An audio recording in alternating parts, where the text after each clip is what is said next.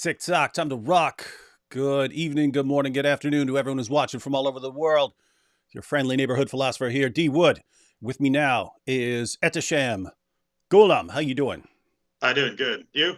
Yeah, I hey, we've known each other for a long time, haven't we? yeah, 14 years. 14 years. Can you believe that? That's a long time. There's a long time. Yep. Yeah, so Before I've known. before Oh, good. before my job, before Ali Dawa, before I was way before those guys. Yeah, I've known you a lot longer than I've known most of my friends right now. So yeah, we go way back, and we debated. When was that? 2010, 2009, somewhere in there.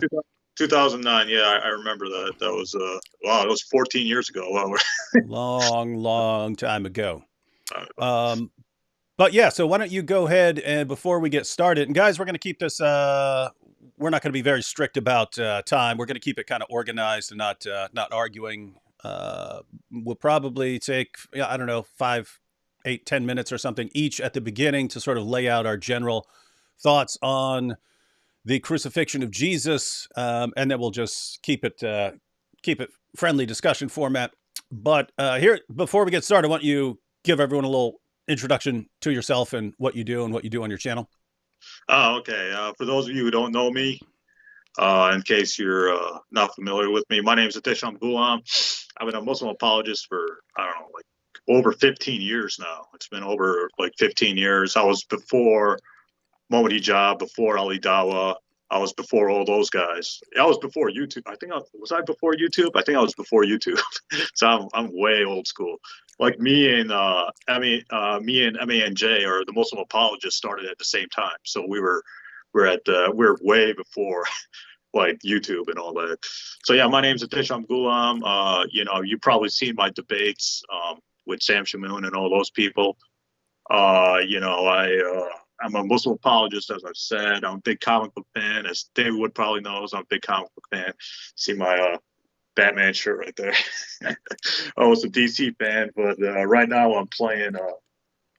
Right now I am playing Spider-Man 2. So this game's pretty cool. So yeah, I'm a big comic book fan. I probably know more about Marvel and DC than religion, as I hate to admit it, but that's true. So I'm a big comic book fan. I'm a big Marvel DC fan and stuff like that. And I've been Muslim apologist for a long time. And my YouTube page should be in the description below. Answering Christians One. And I'm also friends with a lot of people like Bart Ehrman, Richard Carrier, Robert M. Price. I'm friends with those atheist scholars of the New Testament and things like that. But I never got Ehrman on my channel because it's not going to go well if I have him on my channel. So but I'm friends with Ehrman. I talk to him a lot on email and stuff like that. So me and David Wood, we know the same people, and we're in contact with the same people, I guess. If you want to go into that atheist realm or atheistic scholar. So yeah, I work at a hospital. I got my bachelor's and master's from Wayne State University. So I work at a hospital right now, and I actually got promoted last month to hospital administrator. So now I have more responsibilities. So I can't be playing video games and reading comics that much anymore. But I always love doing this stuff in my spare time. So yeah, that's your friendly neighborhood Muslim apologist edition. All right, so we one of the main dividing issues between Christians and Muslims is Jesus' death by crucifixion and what actually happened. We have, interestingly, some similarities with Muslims, like believing that God created the universe and that God has sent revelations and prophets. Even on Jesus, we agree that he was born of a virgin, that he performed all kinds of miracles, that he's the Messiah. And so we have these kinds of disagreements, and it's just interesting. You get to the crucifixion of Jesus because here's an issue where where lots of people actually agree, scholars from pretty much across the spectrum. So whether they're Christian scholars, liberal Christian scholars, conservative Christian scholars, atheist scholars, occasional Jewish scholars talk about this. But pretty much across the board, everyone agrees that Jesus' death by crucifixion is a fact of history, and then the question becomes, what do you do with it? If you're an atheist, you say, okay, he's just another one of the thousands and thousands of crucifixion victims during the Roman Empire. Christians take it to be part of God's plan as a core feature of salvation and so on. And so it's just interesting that this is an area where Islam apparently disagrees with, at least in its most prominent forms. There are some minority positions that we can maybe we'll talk about here in a little bit. But so as far as the matter of fact, let me just go ahead and quote some various scholars on this. Of course, it's quoting non-Christian scholars here just because I don't want people. What's that? Are you citing atheist scholars? Yeah. Okay, all right. Yeah, go ahead. Then I'll respond to that. Go ahead.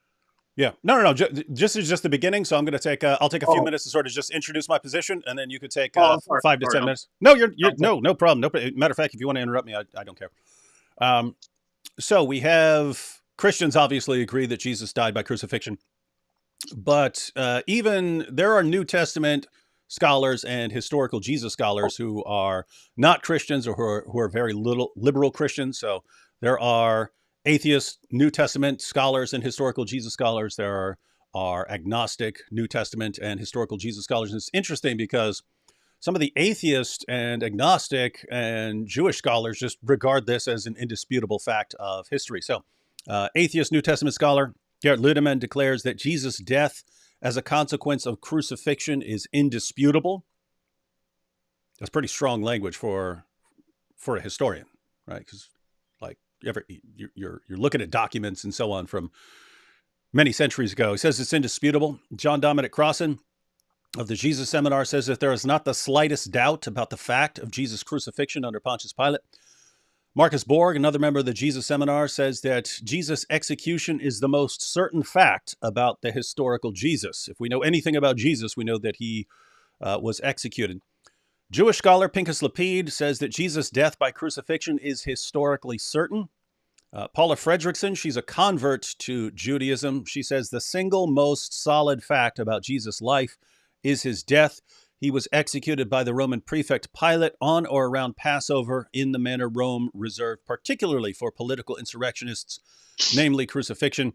And of course, Bart Ehrman maintains one of the most certain facts of history is that Jesus was crucified on orders of the Roman prefect of Judea, Pontius Pilate. So again, this Bart Ehrman saying one of the most certain facts of history. So they obviously believe that there's quite a bit of evidence that Jesus was crucified. And so this is going to come down to various sources that we have, even for people who think that Christians were making up lots of stuff back then. It's understood if you were going to make something up to convince people that your guy is the Messiah, saying that he was crucified would probably not be something that you would make up. So there's no reason to make up a story about that. And the sources agree that Jesus died by crucifixion. Scholars agree that Jesus died by crucifixion. There are theories about how he might have survived. These ideas are usually based on not understanding how crucifixion works. It's a pretty artwork usually doesn't do the slightest bit of justice. So you'll have Jesus and he'll have some blood coming out of his hands or wrists or something like this. Actual crucifixion, they would lash you with a flagrum, and that was sort of a whip with lots of tails, cat of nine tails, with chunks of bone and metal woven into the strands. It was designed to rip flesh. So if they hit you with it, it would sort of stick to your skin. Chunks of metal would go in, and then they would rip it out. This was meant to weaken you. They didn't want to be trying to nail some 25-year-old strapping young lad who rebelled against the empire. They didn't want to be sitting there struggling with him on the ground trying to nail this guy to a cross. Just the beating by itself was sometimes called the half death because victims would be half dead by the time the beating was finished. So after the beating, after they lashed you to a bloody mess, leaving your skin on your back hanging like ribbons, leaving your arteries and veins exposed. We actually have sources on people's intestines spilling out just from the beating itself.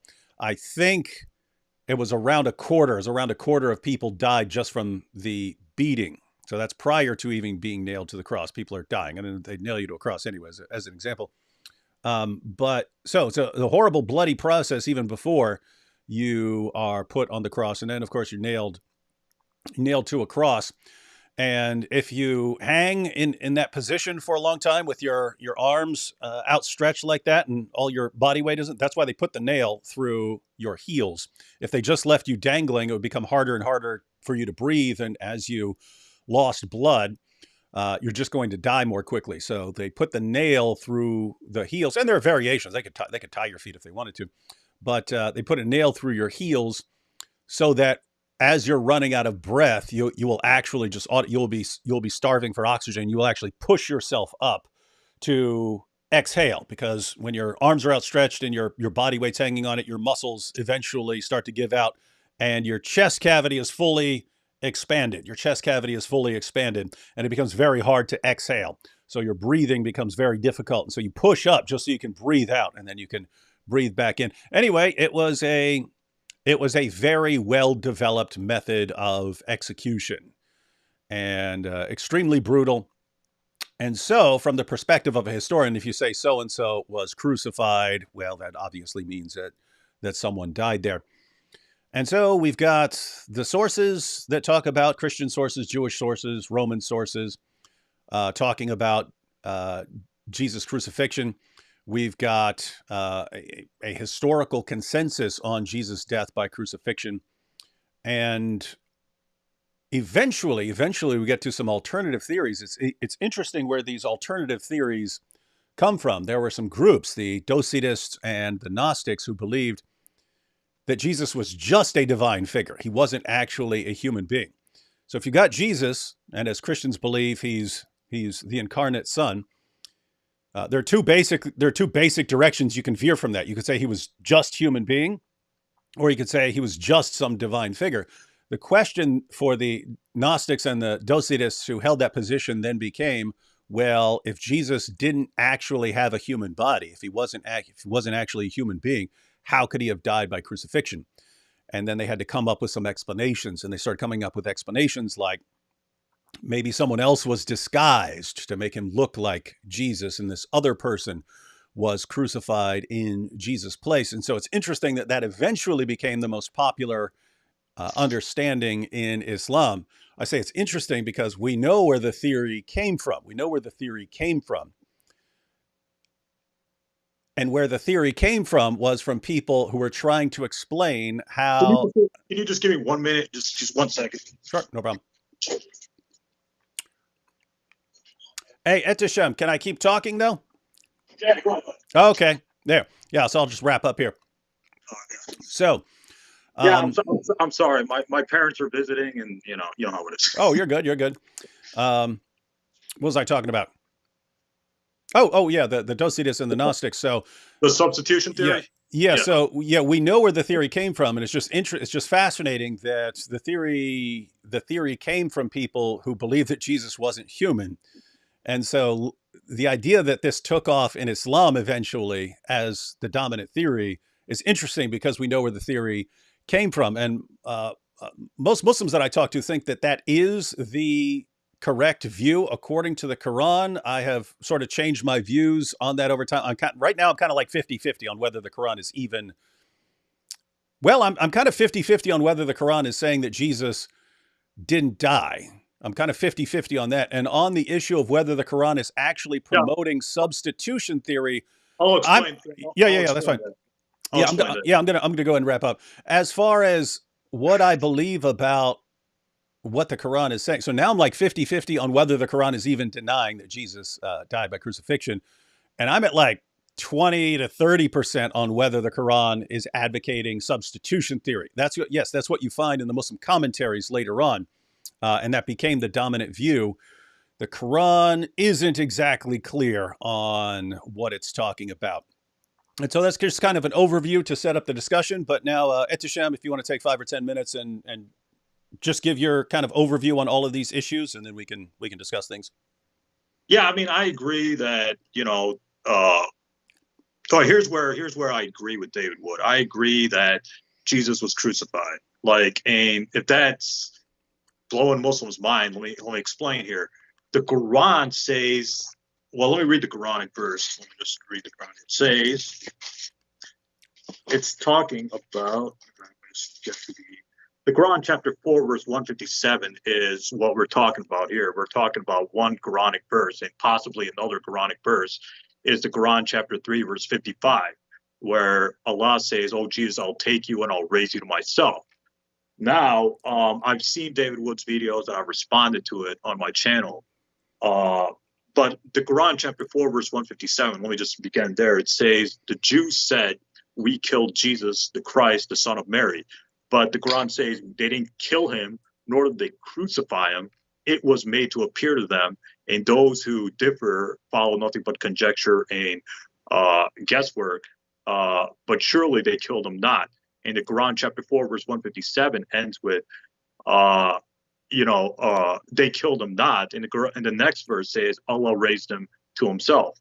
Now, here's where I disagree with classical Muslim commentaries, and I'll explain why I disagree. Now, notice what the Quran says. It says, it was made to appear to them.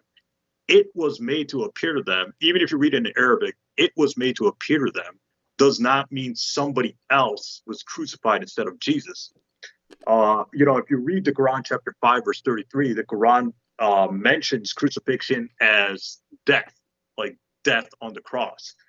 By the method of crucifixion, the Quran is saying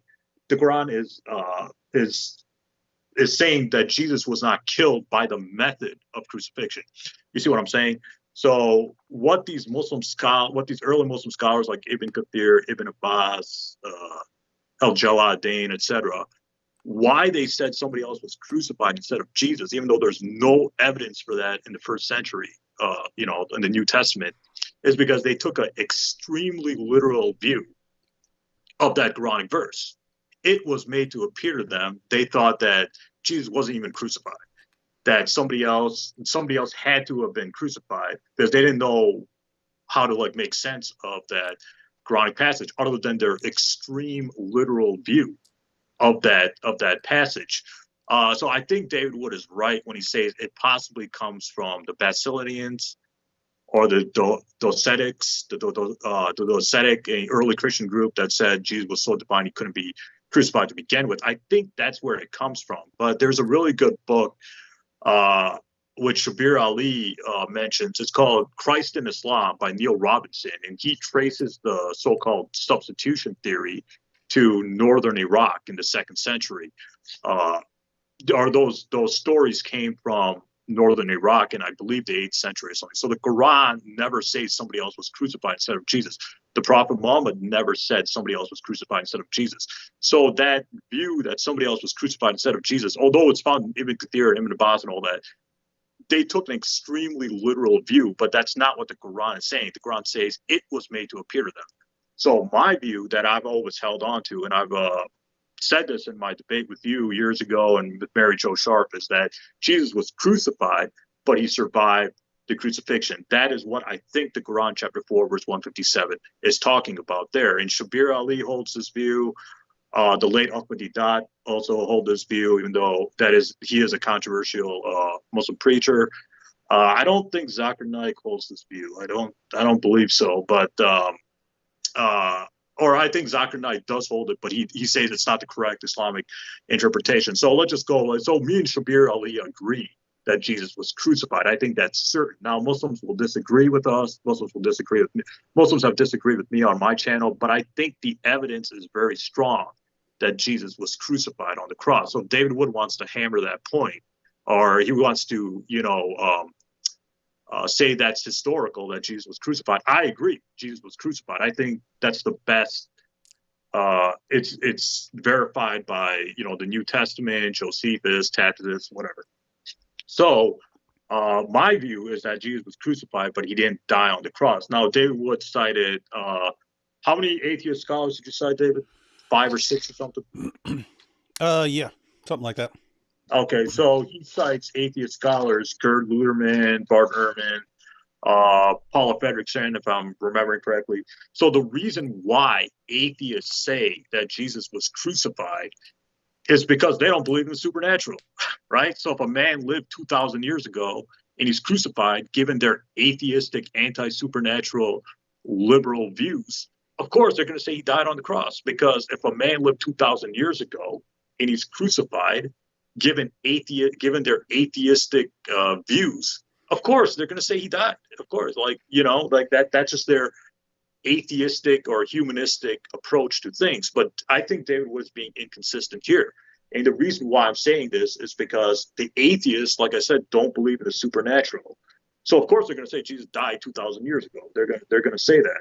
But the problem is David Wood, as a theist, as a Christian, believes in the supernatural. He believes in miracles. He believes in the virgin birth. He believes that God split the sea for Moses. He believes that Elijah went to heaven without dying. He believes in the Old Testament story of Enoch going to heaven without dying.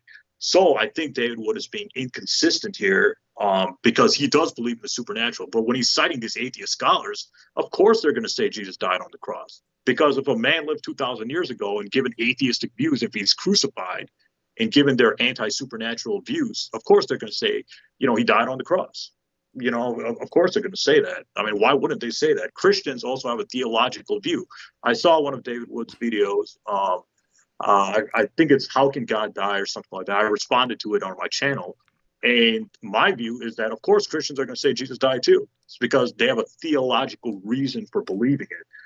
But and then David Wood cites the criteria of embarrassment. I took some notes here, and this criteria doesn't work either because, of course, people are going to make up non-flattering stories about Jesus, about the Prophet Muhammad after they died for political reasons, sectarian reasons, theological reasons, you name it. The criteria of embarrassment does not work, in proving Jesus died on the cross or trying to show that the gospel writers didn't have motive to invent something like that. So my view is that Jesus was crucified, but he survived. And atheists and Christians can't disprove my view because my view is a supernatural or theological view. Why can't God keep Jesus alive?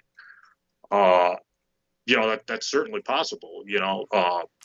And given my theological view. So I think Christians are inconsistent when they criticize the swoon theory or the theory that Jesus was crucified and he survived. Yeah, Dave, if you wanna respond, or if you want me to keep going. Yeah, couple of issues there. So I'll go ahead and respond to those those points you just made, and then I'd like to bring up the passages, but just because there will be people. There are always people who are kind of new to this, so they don't even understand. They don't understand what we're talking about. We're talking about Surah 4, verse 157. So we'll actually pull the verses up on the screen, and so we can Go ahead. yeah, we can break down what we mean here. So as far as now, let me say here at the beginning, as far as Ehteshaam saying that we believe in the supernatural, so we believe that God could miraculously keep someone alive, even a victim of crucifixion. Absolutely, totally agree with him on that. God could have someone go through 1,000 crucifixions and survive. We're talking about God here. Of course, God could do that. The question is, why would we believe something like that? Why would we believe that God had Jesus crucified or allowed him to be crucified, but then miraculously sustained him throughout that so that he actually survived? So that's a If I can interject just for one quick second. If you read the Old Testament, like when I read the Bible, people survived, or God saved people. God saved Jonah, and I know Christians have responded to the sign of Jonah argument, but God, saved Jonah. God, according to the Bible, Yahweh Elohim, whatever God's name is, he saved what do you call it, Enoch, or he raised Enoch to himself. Elijah was saved. So these people were saved. So why can't the same thing be done with Jesus? Like the New Testament uses the Old Testament, to prove various things Jesus said, et cetera, et cetera. So that's just my view, is that why can't God do the same for Jesus? yes, yeah. So Yeah, again, no disagreement between us there. As far as if we're talking about the supernatural, yes, Elvis could still be alive, preserved somewhere by God. Tupac could still be alive, preserved somewhere by God. All these things are eminently possible. The question is, why would we believe them? So, if someone wanted to say, "I believe that Tupac is still alive," not just that it was some show or something like this or some conspiracy, but that actually, nope, he guys unloaded bullets into him, and then God miraculously sustained him, and then kept him alive afterwards. Of course, God could do that. The question is, should we actually believe that God did do that? So, anyway, on the issue of being inconsistent. You know what's funny? The Tupac has an album called Resurrection. Yeah, there's a funny Chappelle skit about Tupac. You should check out if you haven't seen it. Yeah, I love it. I wrote the song a long time ago. Yeah, that was good. Anyway, so as far as citing atheists, that's not the issue on citing atheists and Jewish scholars and so on. Of course, we have disagreements, but that's kind of the point. It's Christian scholars and Jewish scholars would disagree a lot on the life of Jesus. Christians and atheists would disagree a lot when it comes to the life of Jesus. But everyone across the board agrees that he died by crucifixion. And so it's a rare area where people agree. And so the point is not citing an atheist and therefore the atheist is right. I think the atheists are wrong about lots and lots of things, really, really important things.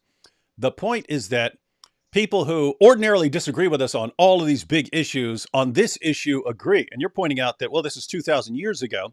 And of course, if someone is crucified, the atheist is not going to assume that God is going to miraculously keep that person alive. You're right. That option wouldn't be open to them, just as Jesus rising from the dead, as Christians believe, would not be open to the atheist. So you and I, Ehteshaam, are in agreement that we sort of have a belief about what happened that is miraculous that atheists are going to object to.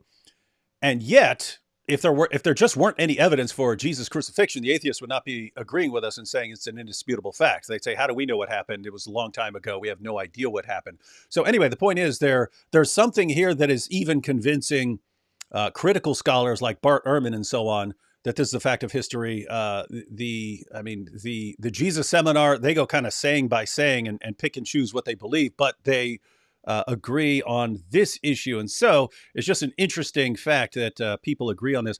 As far as the criterion of embarrassment, that's just a situation of how do we account for the early belief in Jesus' death arising even among his followers, because his followers go to their horrible bloody deaths claiming that he died on the cross and rose from the dead.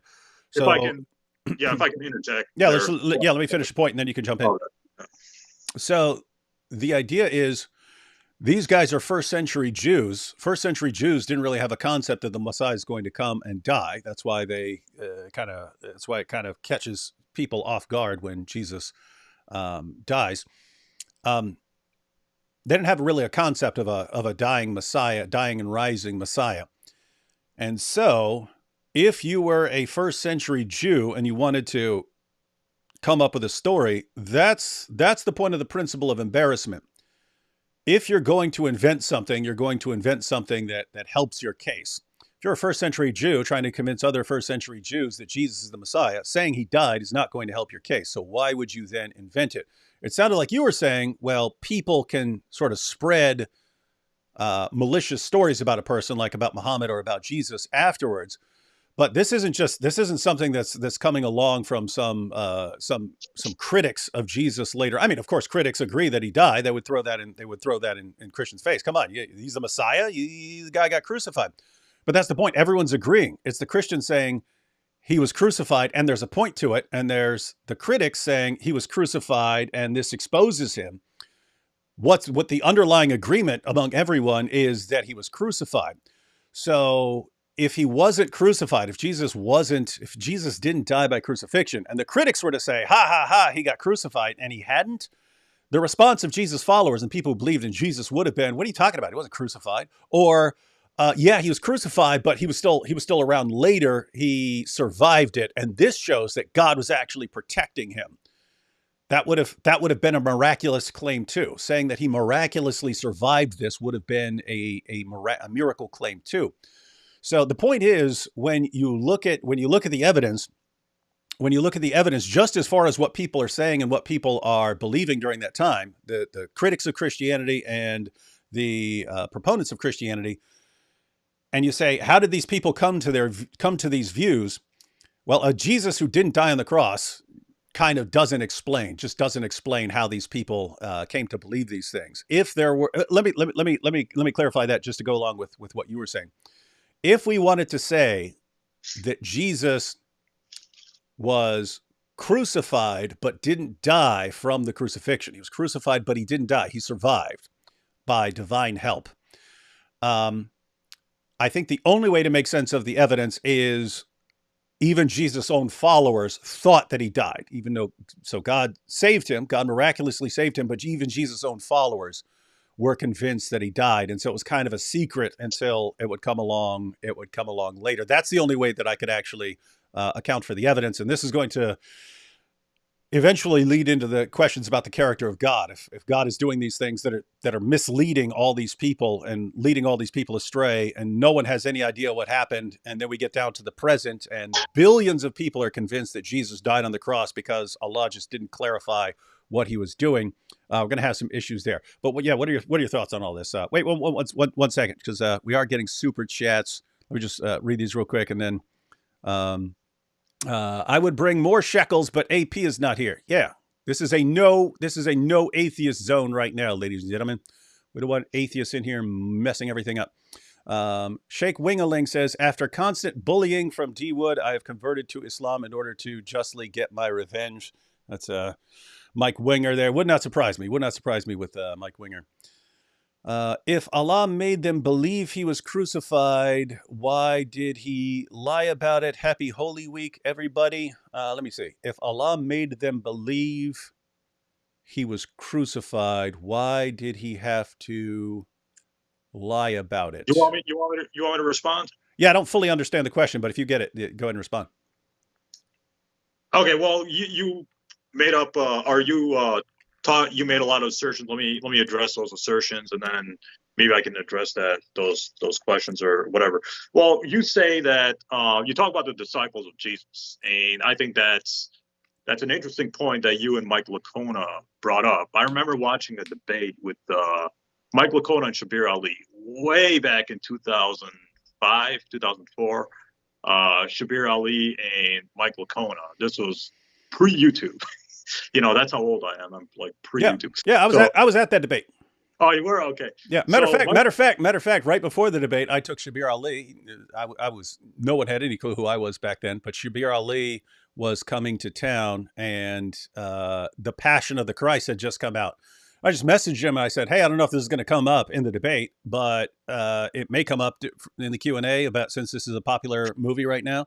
So you might want to go ahead and see it. And then he messaged me back and he said, no, I don't think I'll have a chance. I don't know if anyone's is going. And I said, I mean, I'll take you to see it. So I actually took Shabir to see The Passion of the Christ before the debate. So anyway, that was point was, that was way back in the day, ladies and gentlemen. This is right around the time The Passion of the Christ came out, which is before most of you who are watching this were even born. Okay. Yeah, it's funny. It's funny you say that because after that debate, I saw Spider-Man 2, and there's this really good scene in Spider-Man 2. This is back in 2004. Passion and Spider-Man 2 came out. Keep in mind, we're talking about the Tobey Maguire Spider-Man here, ladies and gentlemen. That's what we're talking about. So anyways, there's this really good scene in Spider-Man 2 that reminds me of Mel Gibson's Passion of the Christ, where Spider-Man, he's like Peter Parker, he takes off his mask, he's stopping the train. And I remember that. Yeah. It has like this really good Christ imagery on it. So I kind of made that connection where the Sam Raimi was making that Christ connection with Spider-Man and the Passion, or like Jesus symbolism. So I mean, I love Marvel movies and comic books. Like even before I got into this stuff. But anyways, getting to your point, what you saying about the disciples, and I remember Mike Lacona brought that point up with Shabir Ali, and I don't think Shabir Ali addressed that point because I think Mike Lacona he was onto something, but Shabir Ali didn't respond to it because of time restraints or whatever. But the problem with that claim is that with the disciples believing in Jesus' crucifixion and resurrection, there's a serious problem. And the problem is that that claim is contingent, or that claim is dependent on the reliability of the New Testament, because we know Peter didn't write down anything. We know James didn't write down anything. We know that the other disciples, Andrew, etc., Bartholomew, they didn't write down anything. And I have this Bart Ehrman's forged right here. Now I know Bart Ehrman's an atheist. I know Christians don't like him. So basically, Ehrman in this book, Forged, talks about how Peter could not have written 1 Peter. He couldn't have written 2 Peter. It couldn't have possibly came from the disciples, because the disciples, according to Ehrman's view, spoke Aramaic, but the New Testament documents are written in Greek, sophisticated, like advanced college level Greek. So I think Ehrman has a good point there, that it's possible that the New Testament documents did not come from the disciples, but came from the second generation of believers, possibly Paul's followers, etc. So there's a serious problem with saying that the disciples believed in Jesus' death and resurrection, because first of all, the disciples didn't write down anything, and second of all, there's no evidence that the New Testament actually comes from the disciples. Then David Wood talks about, well, what about the disciples of Jesus going to their deaths for believing Jesus' death and resurrection?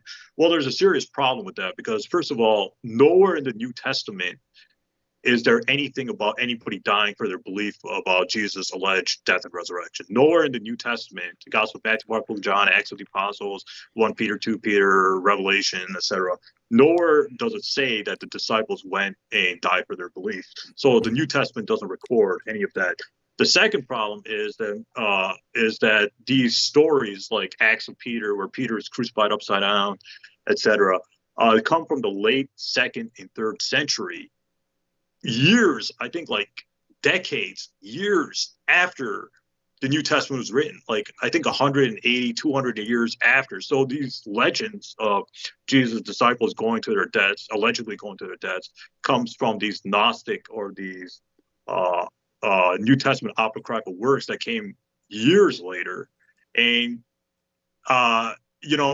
historians don't accept that. Like Ehrman doesn't accept that Jesus' disciples died, because he looked at the source and he says, well, they're all fanciful, legendary works. I think Mike Lacona, too, I believe that he talked about how those are unreliable records, Acts of Peter, Acts of John, where the disciples went to their deaths and stuff like that. So my point is that these are late records. So that view that the Jesus disciples believed that he died by the resurrection, or they believed in his death and resurrection, comes from the New Testament. And there's a serious problem, because if you read what conservative scholars say, Christian scholars like Raymond Brown, Bruce Metzger, Craig L. Blomberg, they say that the Gospels are anonymous, were written by anonymous Greek authors. So how can I trust people that we don't even know where they came from?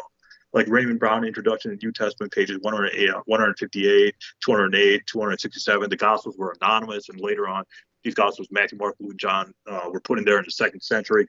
Craig L. Blomberg, a conservative Christian, not an atheist, says that the Gospels are eternally anonymous. So there's a problem with David Wood's view that the disciples believe that that Jesus died by crucifixion and resurrection, because it comes from these unreliable documents. So David Wood's theory doesn't match up, or there's serious flaws in his view. Quick question on those issues. So you're talking about these being based on unreliable sources, can't trust them, and yet here again we find non-Christians, atheists and atheist scholars and Jewish scholars agreeing with Christians on this point again. So Gerd Ludemann says it may be taken as historically certain that Peter and the disciples had experiences after Jesus' death in which Jesus appeared to them as the risen Christ. So Gerrit Ludeman's an atheist. He doesn't believe that Jesus actually appeared. He says that it's historically certain that they were convinced that Jesus appeared to them somehow. And so as an atheist, there's a question of what you're going to do with that, describe it in terms of hallucinations or something like that. But they agree that the disciples must have had some sort of experiences that they're interpreting this way. Bart Ehrman says, we can say with complete certainty. I want to keep drawing attention to the language they're using when they're talking about the crucifixion. This is historically certain. This is indisputable, and so on. These are critics of Christianity. Gerrit Ludeman says it's historically certain that Peter and the disciples had experiences in which Jesus appeared to them as the risen Christ. Bart Ehrman says we can say with complete certainty that some of his disciples at some later time insisted that he soon appeared to them, convincing them that he had been raised from the dead. Paula Fredrickson says, I know in their own terms what they saw was the raised Jesus. I'm not saying that they really did see the raised Jesus. I wasn't there. I don't know what they saw. But I do know as a historian that they may have seen something. And they what's that? Yeah, I mean, if I can interject here, right. If you read Gerrit Ludeman's book, Bart Ehrman's book, all those atheist scholars that you're just citing, they say Jesus came back as a vision. Because if you read 1 Corinthians 15,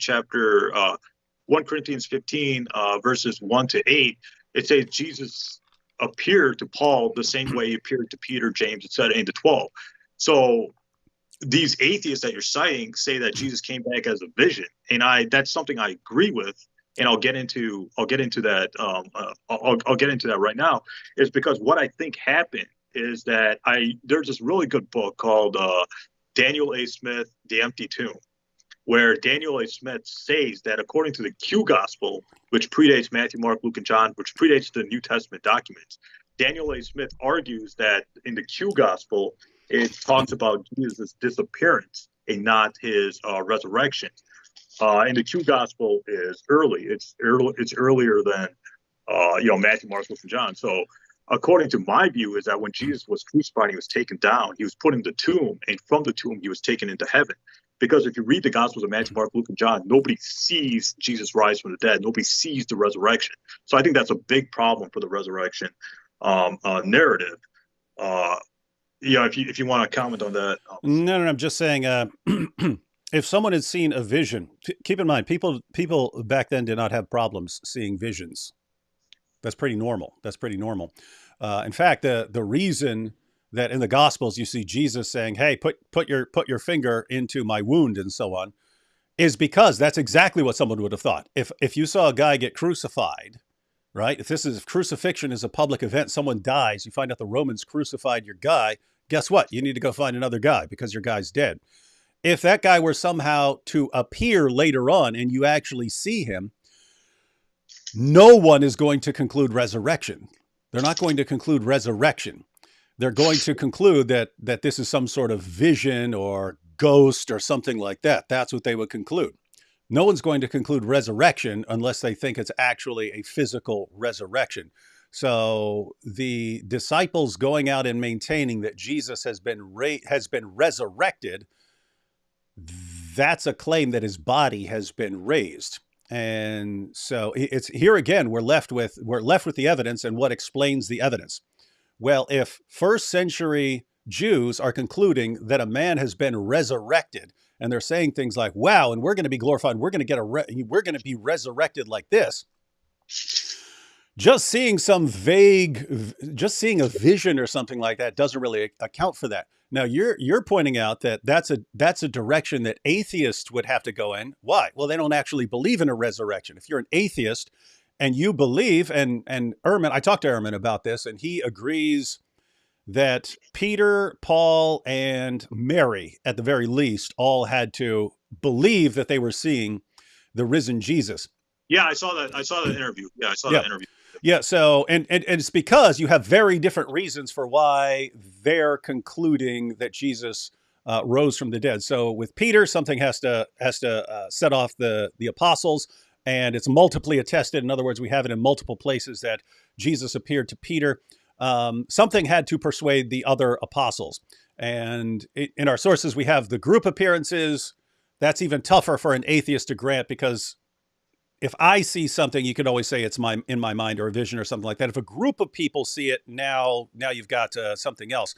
So Ehrman doesn't grant the group appearances. He grants Peter, because something has to explain how the disciples concluded that Jesus had risen from the dead. Mary, he didn't explain why he believes it. I don't recall him explaining why he believes Mary in particular, but that would be, I'm guessing that would be another principle of embarrassment. Why is this woman introduced as a witness of the risen Jesus? It wouldn't have helped your case. So it just seems like there was, in the first century, a woman named Mary who's known for seeing Jesus. And then Paul, because he's an enemy, so he's not going to be persuaded by Peter. He would have hated Peter before he became a Christian. So how do you account for Paul's transformation? And so Ehrman grants the appearances to those three. And so that's the data that we have. I would say we have a lot. I would say we have a lot more data, but just going with that, just going with what an atheist critic of Christianity, who's been studying this most of his life, just going with the evidence there, what's the best explanation? And the thing is, if it's just a vision, it's really weird that it's happening to men and women, friends and foes. There were lots of people claiming to be the Messiah back in the day. If they died, that was it. Jesus just happens to be the guy who he dies, and then everyone starts concluding that he was appearing to them, risen from the dead. So there's this idea that he's appearing to multiple sort of different kinds of people. And there's the issue that they're concluding that he's been raised from the dead, that he's been resurrected. Again, none of these people would have had a problem with seeing a vision. None of them would have had a problem with seeing a vision. None of them would have had a problem with the idea of their guy dying on the cross, and then God giving them a vision just to know that he's okay. Just for God to say, hey guys, I know your guy was crucified, but don't worry, he's here, he's all safe and sound. None of them would have had a problem with that. And that would have been very natural for them to interpret the evidence like that. In other words, you see Jesus, wow, I'm getting an awesome vision. Or if you did see him somehow after the crucifixion and he had survived, he would have been so horribly injured, they would have said, wow, he amazingly survived. Let's get him some medical help. Yeah, I'm just saying. So the takeaway here is we're looking for why resurrection became the position of the Christians. It had to be something pretty big that convinces them of resurrection, not vision or ghost or something like that. Yeah. I mean, you packed in a lot. Let me try to respond to all of it in the time I have. So I got Bart Ehrman's book right here, How Jesus Became God. I really like this book. It's filled with good scholarship, et cetera, et cetera. I don't agree with everything. Now, I don't agree with everything Ehrman says. I'm Muslim, so obviously I don't agree with everything he says, given my theological views or my views of the supernatural, et cetera. So the position I've always held, again, is that Jesus was crucified, but he survived. Now, David Wood's saying, well, there's problems with it because of X, Y, Z. Now, well, Ehrman says in this book that How Jesus Became God, they had visions of Jesus. I think he proves this point really well, but we're trying to keep this short, so I don't have time. So I would just recommend getting this book, How Jesus Became God. It's a really good book, has really good views of scholarship, etc. So David Wood points out that how do we recall these appearances? Well, if you read Galatians 1, I believe Galatians 1, chapter 1, verses 11 to 12, Paul says, he got a revelation from Jesus. So that means that, and he saw Jesus the same way the disciples saw Jesus in 1 Corinthians 15, chapter 15, verses 1 to 8. It says Jesus appeared to, the disciples, etc. So the question really arises, where is Paul getting his information from? He's not getting it from the disciples, and he's not getting it from, he's not getting his information from the disciples. He's getting it from his visions or his own subjective revelations, because Paul says in 1 Corinthians 15, Galatians 1, that I did not receive the gospel from any man, nor was I taught it. That's an important part. Taught it. I received it by revelation. So Paul is getting his information about the death and resurrection, not from the disciples, but from his reading of the Old Testament and Revelations. He says this in 1 Corinthians 15, Galatians 1, etc. So again, we don't know what the disciples believe because that's contingent on the New Testament. And like I said, there are Christian scholars who say that the Gospels are anonymous. Raymond Brown says this, Craig L. Blomberg says this, et cetera, et cetera. So, you don't have any historical documents, reliable historical documents talking about Jesus' disciples believing that. And my view, like I said, is that according to the Q Gospel, Daniel A. Smith argues this, is that Jesus was crucified, taken down, and put in the tomb. And from the tomb, he was taken into heaven. That explains the empty tomb. And that explains why people like Paul had visions and Peter had visions, etc. Because you just cited Bart Ehrman, but Bart Ehrman says that there were visions. Jesus' disciples had visions of Jesus after the crucifixion. So Ehrman doesn't necessarily agree with your views. So that explains the empty tomb, because from the tomb he was taken into heaven, according to the Q Gospel. Because Jesus says, "You will not see me," et cetera, et cetera. So again, this claim is I don't think it's a good claim for the resurrection story, resurrection narratives, et cetera. So yeah, David, Hey, if you want to, what's that book called? How Jesus Became God. No, the one you're talking about with the Q. Daniel A. Smith, The Empty Tomb. I believe Shabir Ali cited that in his debate with you and Michael Kona. So after I read that parts of that book, he talks about the Q Gospel, which again predates Matthew, Mark, Luke, and John, and it talks about Jesus' disappearance and not his resurrection. So like Jesus says in, let me see if I can get it here. Jesus says in Matthew 23:29 and Luke chapter 13, verse 35, Jesus says, "You will not see me until the end of days." So Daniel A. Smith argues in his book, "The Post-Mortem Vindication of Jesus and the Saints." Read that title again for us. The Post-Mortem Vindication of Jesus and the Saints Gospel Q by Daniel A. Smith. What does post-mortem mean? Death. But okay, I see what you're going. But, yeah, he does not believe Jesus survived. That's the point. So, yeah, but I'm sorry. Yeah, go ahead. Oh yeah. Here's a commentary on the Q document, which, by the way, we don't have. We don't have Q. We have quotations from Q, and Q is theoretical, whether it's an actual document or just oral sayings. But you find elements of Q. It basically occurs when something. Just for people who are new here, you have Matthew, Mark, Luke, and John. Matthew and Luke were apparently familiar with Mark because sometimes they're quoting something and it sounds exactly like it was in Mark. So the idea is that they're familiar with Mark and they're getting this from Mark. But other times they have the same thing. Matthew and Luke have the same passage, but it's not in Mark. And so people have basically pieced together the material that is in Matthew and Luke, but not in Mark, where it looks like Matthew and Luke are drawing from a common source, and they call this Q. But it's sayings. It's not Jesus went around and did this and that. It's a collection of sayings. And so you're limited to kind of the things that Jesus is quoting. And so I'd be really interested in seeing what it is in Q, the sayings document, that somehow shows that Jesus didn't die, when the book of the guy who wrote the book it's about post-mortem. It's about what happened to Jesus post-mortem, so after death. So his position is not that Jesus miraculously survived crucifixion. That's how Shabir basically is striving for anything that kind of confirms his view. And so he goes to that and he takes something from that, and then he'll go to this German scholar and combine it with something that, and he'll like Frankenstein together. He'll Frankenstein together a position. Yeah, I mean, what is Daniel? Is he a Christian or atheist? I don't know. Is he a theist? I don't know. Mike Lacona knows him from conferences. I'd never heard of him until Shabir brought him up.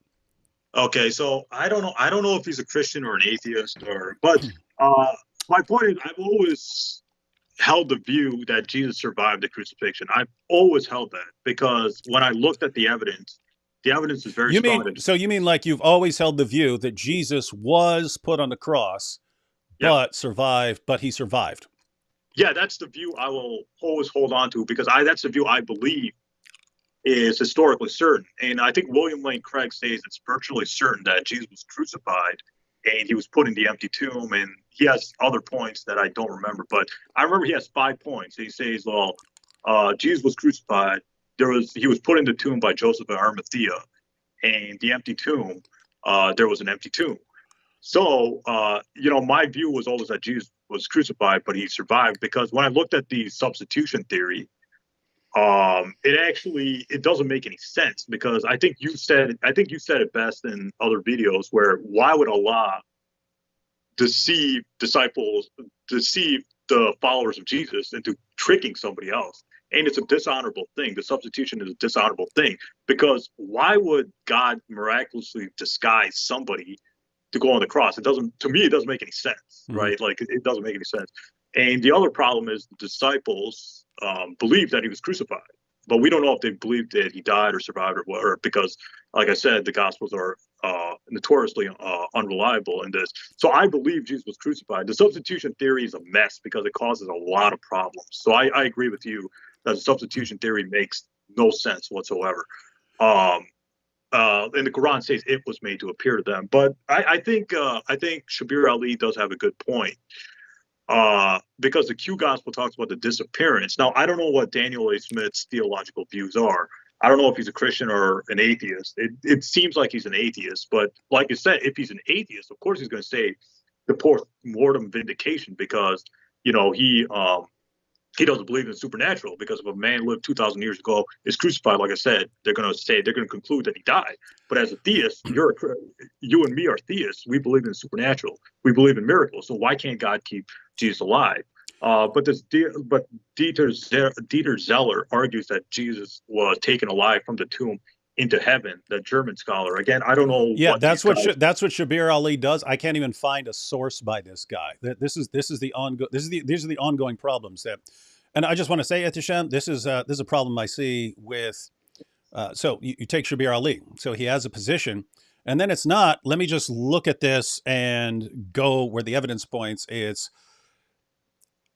It's like he has a prior commitment to Islam, so he has to defend that view. But like you, he rejects the standard view, and it's like he goes out and looks for stuff to kind of Frankenstein together a case for it. But again, he'll cite this guy in his book about what happened to Jesus post-mortem and so on, and say, see, if we take what this guy says about the Q source and we combine it with this German scholar and so on, we do this, and it's like,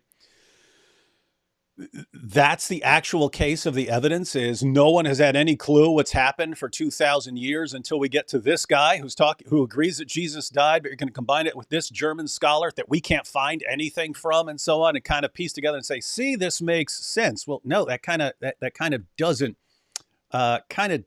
make sense. But I mean, just even think of the method of trying to do that.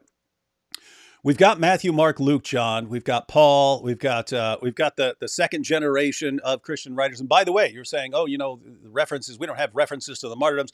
Clement of Rome is first century. He refers to the martyrdoms of both Peter and Paul. And these are guys. Some of these guys are guys who actually knew the original apostles. So we have a pretty darn good idea of we have an unbroken chain going back to the apostles. Even if you wanted to reject.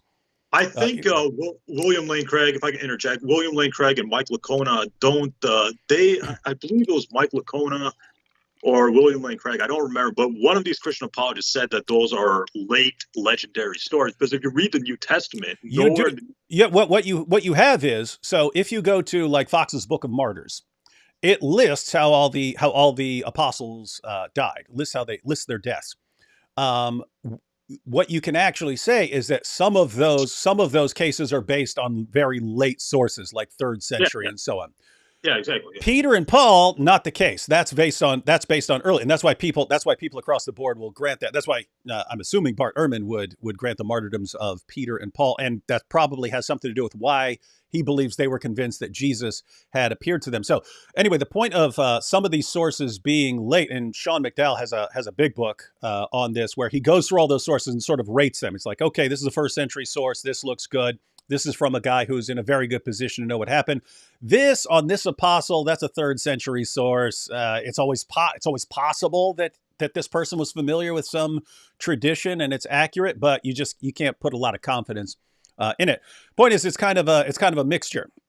It's kind of a mixture. But anyway, the point is, we know what the early Christians believe. The early Christians go out and they spread a church, and there's a church, and they spread Christianity. They spread Christianity in Europe, in the Middle East, across northern Africa, and so on.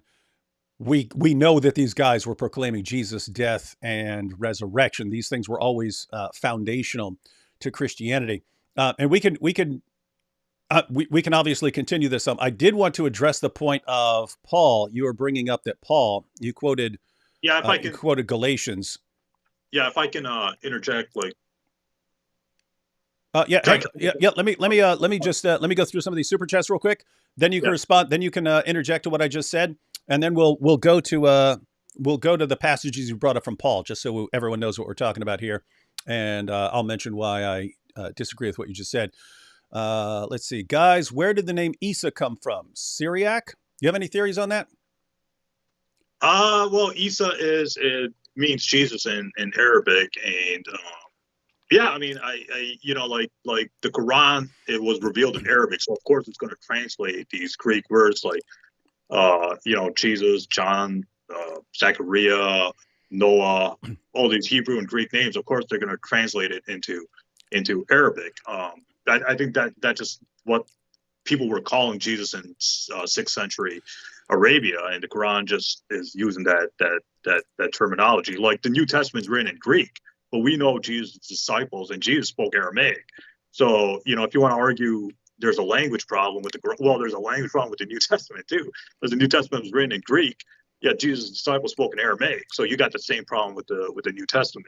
Well, so the issue for people who are bringing this up is that the Arabic for Jesus' Hebrew name is actually Yasu, and he's not called that; he's called Isa. And so there's a question of where the name came from. So the theories are one, that it's actually a transliteration from the Greek name, which is Iesus, and then it goes through Syriac, and then it goes into Arabic. That way, I've even seen some people maintain that this is actually an insult, because Isa would be the Arabic version of Esau. And so Esau would be an insult. If Jews called someone Esau, that's you're the enemy of the Jews and so on. So there's a theory about that. But the idea is that at the end of the day, no one knows. People don't know. It's just, hey, here's this name. It's Isa. If it was the Arabic version of Jesus' Hebrew name, then it would have been Yasu, but it's Isa. And so the question is, why is that? And there have been Muslim scholars who just said, we believe that's like the special name from Allah for Jesus. Well, yeah, my personal view is I just say Jesus. I just say Noah, Abraham. I just use their biblical names when I'm talking about these issues. Like in my videos, I don't say Isa, Ibrahim. I say Abraham, Jesus, John the Baptist. So I don't have any problem saying those English names. There's Muslims have problems with it. That's not me. Yeah. I use English. We have Happy Easter, I Love Jesus, Happy Resurrection Day, Persian in Holland, reading on Christianity. Any books apart from the Bible you advise me to read, kind of reconsidering Islam? Thank you. So Persian in Holland, reading on Christianity. Any books apart from the Bible you advise me to read, kind of reconsidering Islam? I don't know if that means you're like considering rejecting Islam or considering it like you're going to believe it. I don't know what you're talking about there. What are your recommendations, Ehteshaam? What was the question? What books you recommend? What this person's apparently studying Christianity and Islam. What would you recommend? Oh, anything by Bart Ehrman, Raymond Brown. Raymond Brown wrote Introduction to the New Testament. That's a really good book. I learned a lot from it. Raymond Brown, Bart Ehrman, of course. I know he's an atheist. I have this Bible right here. I got this book, this Bible, the Archaeological Study Bible. It's a really good book. Actually, a Catholic priest gave me that gave me that Bible, and I really like that Bible because back in the day I wasn't religious. Like when I went to university, that's when I became religious. Like in high school, I didn't care about religion. Like I was collecting Spider-Man books and Batman books. I was like into like video games, and I played some sports, and I played tennis. I did not care about religion, actually. Like a Catholic priest actually got me back into religion when I went to university. So yeah, I mean, yeah, it's interesting that people leave Islam and become Christians, but it's actually because of Christians, but it was actually a Catholic priest that got me into Islam. Mm-hmm. So it's kind of a strange thing. Yeah, I would recommend if you go to my YouTube, I have a bunch of books, some book recommendations. I would avoid Ibn Asaq, the history of Al-Tabari and stuff like that. But yeah, anything by Raymond Brown, Bart de Ehrman, William Lane Craig is good at refuting atheism. I think he's really good at refuting atheism. I've been reading some stuff by Frank Turek. Do you know Frank Turek, David? Mm-hmm. Yeah, I've been reading some of his stuff. He's really good at refuting atheism. I don't agree with his theological views, but Frank Turek wrote a book. What is it called? Why I Don't Have Enough Faith to Be an Atheist. Is that the book? Yeah. Is that the book, David? That's Frank. Yeah, that's Frank. And yeah, I would recommend those guys. And I would recommend reading who's that Muslim scholar? Who's that Muslim scholar I was just reading? Tariq Ramadan. Tariq Ramadan, yeah. All right. So, and yeah, Persian and Holland, not sure what you're kind of looking towards. As Ehteshaam was pointing out, if you're talking about like the existence of God, you've got William Lane Craig and Frank Turek there. I would, since you're studying Christianity and Islam, I would get the book Answering Islam by Norm Geisler and Abdul Salib, because they're also building a case for Christianity in there. So if you wanted an idea of a Christian perspective on those issues. But yeah, people can also make recommendations in the chat as far as what books our Persian and Holland friend would help them out. I would avoid Robert Spencer. Not me. Well, if you want the history of jihad, Robert Spencer is an awesome source. No, I disagree. Yeah. Dustin says, you believe Jesus was saved, absolute death sentence, but not a miraculous birth. He created us in his image, but can't take a form similar to his own. Actually, Muslims and Christians agree on the miraculous birth of Jesus, so not an issue of dispute. Daniel Patrick, hey, salam, brother Gulam. Watched Imam Mikhail al-Ribar pronounce takfir on you during today's sermon. What? You got takfired today? What is that? What? Why would I get? Well, I am pretty controversial. Me and Shabir Ali were pretty controversial, So I don't know. I mean, you can't please everybody, right? Like yeah. they're. That's pretty harsh. He's takfiring you, man. Nah, I don't know why. I mean, I'm Muslim, I'm Sunni Muslim. I don't, just because I don't agree with certain things that people say, that doesn't mean I'm a bad, like me and Adnan Rashid. Adnan Rashid, like we have our disagreements. Like Adnan Rashid believes in the substitution theory. Mm-hmm. I don't agree with him. But we get along. Me and Adnan Rashid, we get along. I've known him for a while.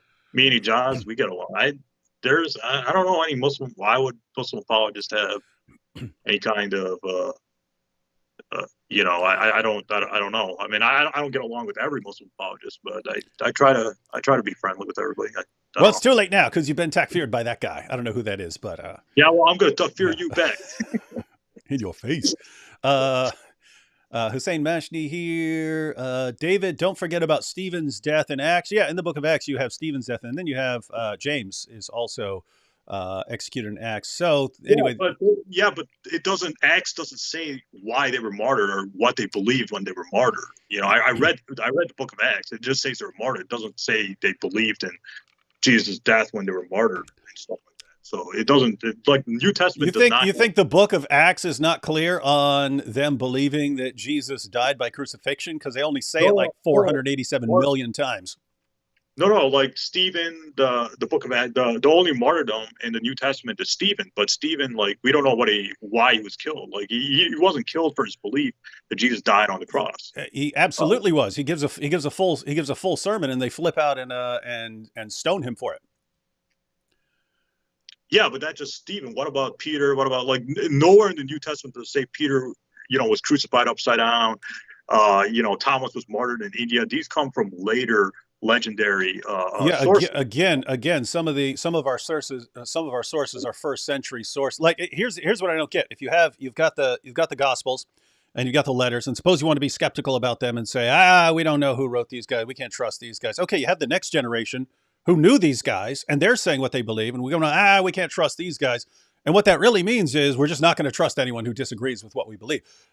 That methodology is completely open to people, but I mean, be consistent. If we want to apply that methodology, I could say, well, I have no idea what Muhammad believed. I have no idea what Muhammad believed because our earliest biographical source is Ibn Ishaq, which you said you don't trust. That's more than a century later. So where are we going? We going to Bukhari? That's 2 centuries later. This would be like us quoting. So we just agreed that if you have a third-century source on someone being martyred, that we probably would be pretty skeptical about that. That's the situation we're in with with the best sources on the life of Muhammad. So if we're going to be consistent, if you want to say, hey, you can't trust the first century sources, whether they're in the New Testament or outside the New Testament, you just have to get rid of all these. And you can't trust the second century sources and the third century sources. Fine, we could be that skeptical, but we should be consistent and be that skeptical of everything. And that's exactly what Muhammad Sven Kalish, he was a Muslim convert who became a Muslim scholar in Germany. And he just said, hey, these methods that I've been using dealing with the Old Testament and the New Testament, I'm going to apply these same methods to the Muslim sources now. And he concluded that Muhammad probably never existed. I disagree with him. I disagree with him on that because I'm not dialing up my skepticism like that. But if that's how we're going to do it, we're just going to say, we can't trust these first century sources. We can't trust the second century sources, third century sources. We can't trust any of the sources.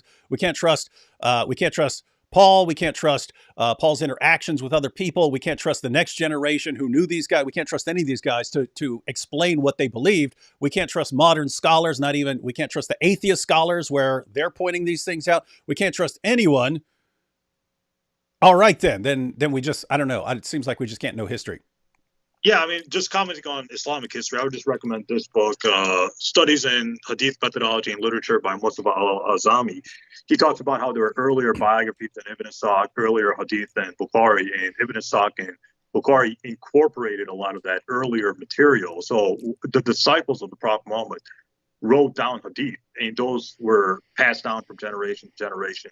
And Ibn Ishaq survived and Bukhari survived, but those earlier material that Abu Bakr, Umar, Khattab, Ali wrote, those hadith and those biographies that Ibn Abbas, they didn't survive. They were incorporated into Ibn Ishaq and Sahih al-Bukhari. But we're not talking about Islamic preservation stuff. But I would just recommend this book, Studies in Hadith Methodology and Literature. But getting back to, the New Testament and stuff like that.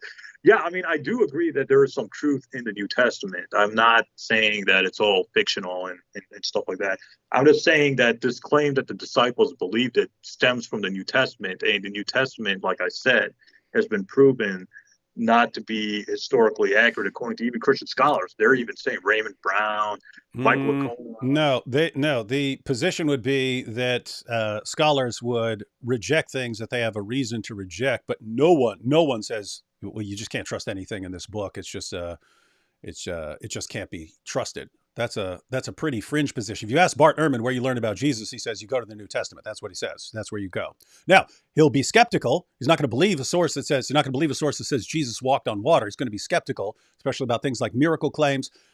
He's going to agree with you that people are making things up, but historians actually have methods for getting to, even if they're skeptical of books, right? Like I'm skeptical of a lot of Muslim sources. I believe you can actually get to true information using the tools of a historian. So they look and they say, okay, what's the earliest source here? Do we have multiple multiple testimony? In other words, is it just one source? If so, then it could be one guy made it up. If you have several sources, then okay, how did this get into several sources? And so then they start looking for independent sources. Like, is it five people, but they're all quoting the same person? In which case, it's actually goes back to one person, or are they five separate independent sources? In which case, you've got a pretty good case. So they'll look at all these sources, and when they don't look at Matthew, Mark, Luke, and John as these sources, they think of it in terms of like we were talking about with Q. So they'll have Mark. They'll treat Mark as a source. Anything that's in Matthew and Luke, but not in Mark, they call that Q. Those are sayings. And so you've got Mark as a source, you've got Q as a source. Then there's material in Matthew, but that isn't in the other Gospels, and they call that M. And then there's material that's in Luke that isn't anywhere else, and they call that L. And then they look at John, and then they've got Paul. And so they look at all of these, and these are independent sources. And so when you have something that's in Mark and it's in John and we find it in Paul or something like that, if you have information that occurs in all of this, the question is, how did it get in all these independent separate sources? And just saying, well, so-and-so says that this gospel is anonymous doesn't really account for how this became just completely dominant, a dominant position in early Christianity. Yeah, if I can comment on that, I think Paul's view shaped the Gospels of Matthew, Mark, Luke, and John, not the disciples. Because if you read the letters of Paul in 2 Corinthians chapter 11, verse 4 to 5, Paul says that he got into fights with the disciples, and the disciples were teaching a different Jesus. Paul says in 2 Corinthians chapter 11, verse 4 to 5, that there were people preaching a different Jesus than what Paul was preaching. What was the Jesus Paul was preaching? The death of Jesus and the resurrection of Jesus. So Paul is saying they're disciples, people preaching a different Jesus than what he's preaching, and that's the disciples or the disciples of the disciples. So the disciples. So you're claiming that Paul was preaching a different Jesus from Peter and the apostles, right? Yeah, that's what I think 2 Corinthians chapter 11, verse 45 is saying. Hey, I mean, we can have our disagreements, but that's let's just go back, because you cited a couple sources. So you cited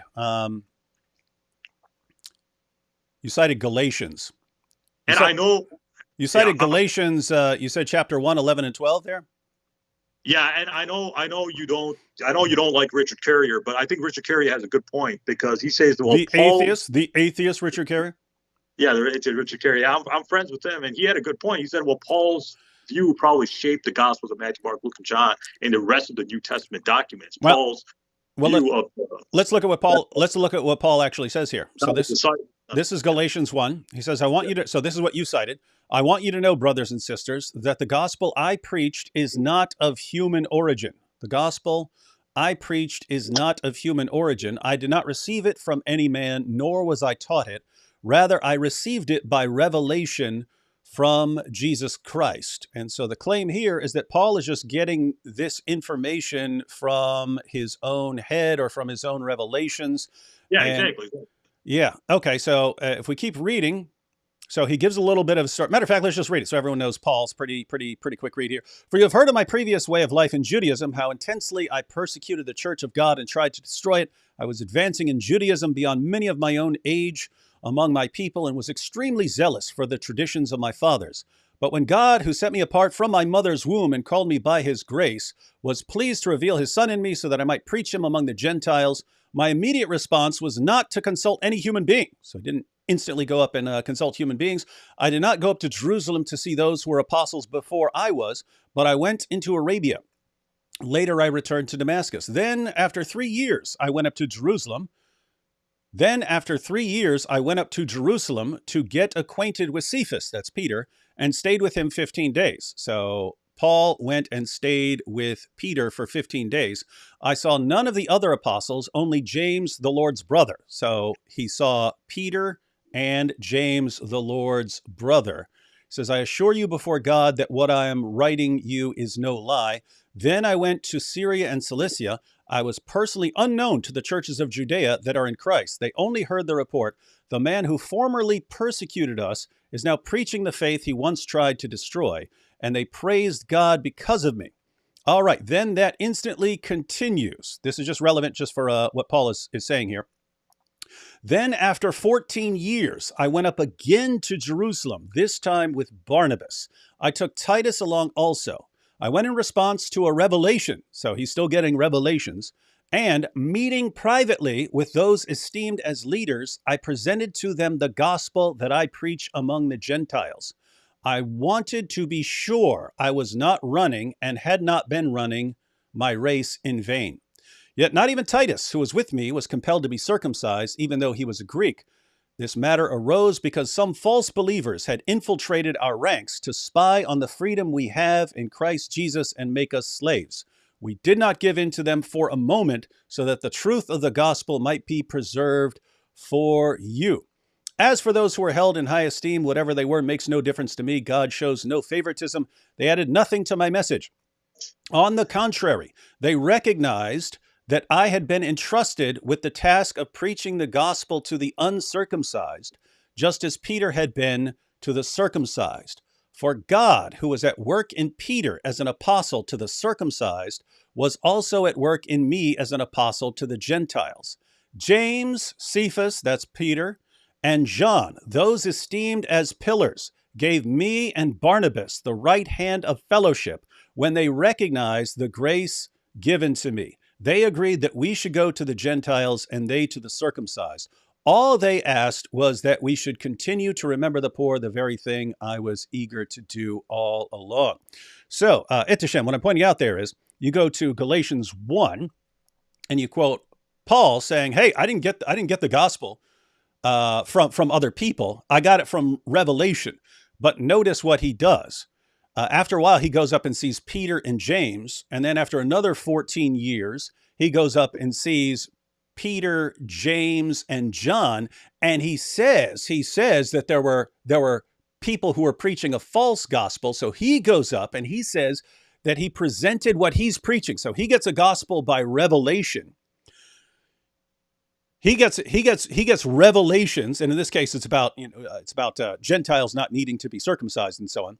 But he goes up to them and preaches to them the God, whatever revelations he'd had, and he says that it was to see if he had been running his race in vain. In other words, Paul is willing to go up to the apostles, to Peter, James, and John, and say to them, guys, this is what I got by revelation. But Paul is also a person who believes that Satan can masquerade as an angel of light.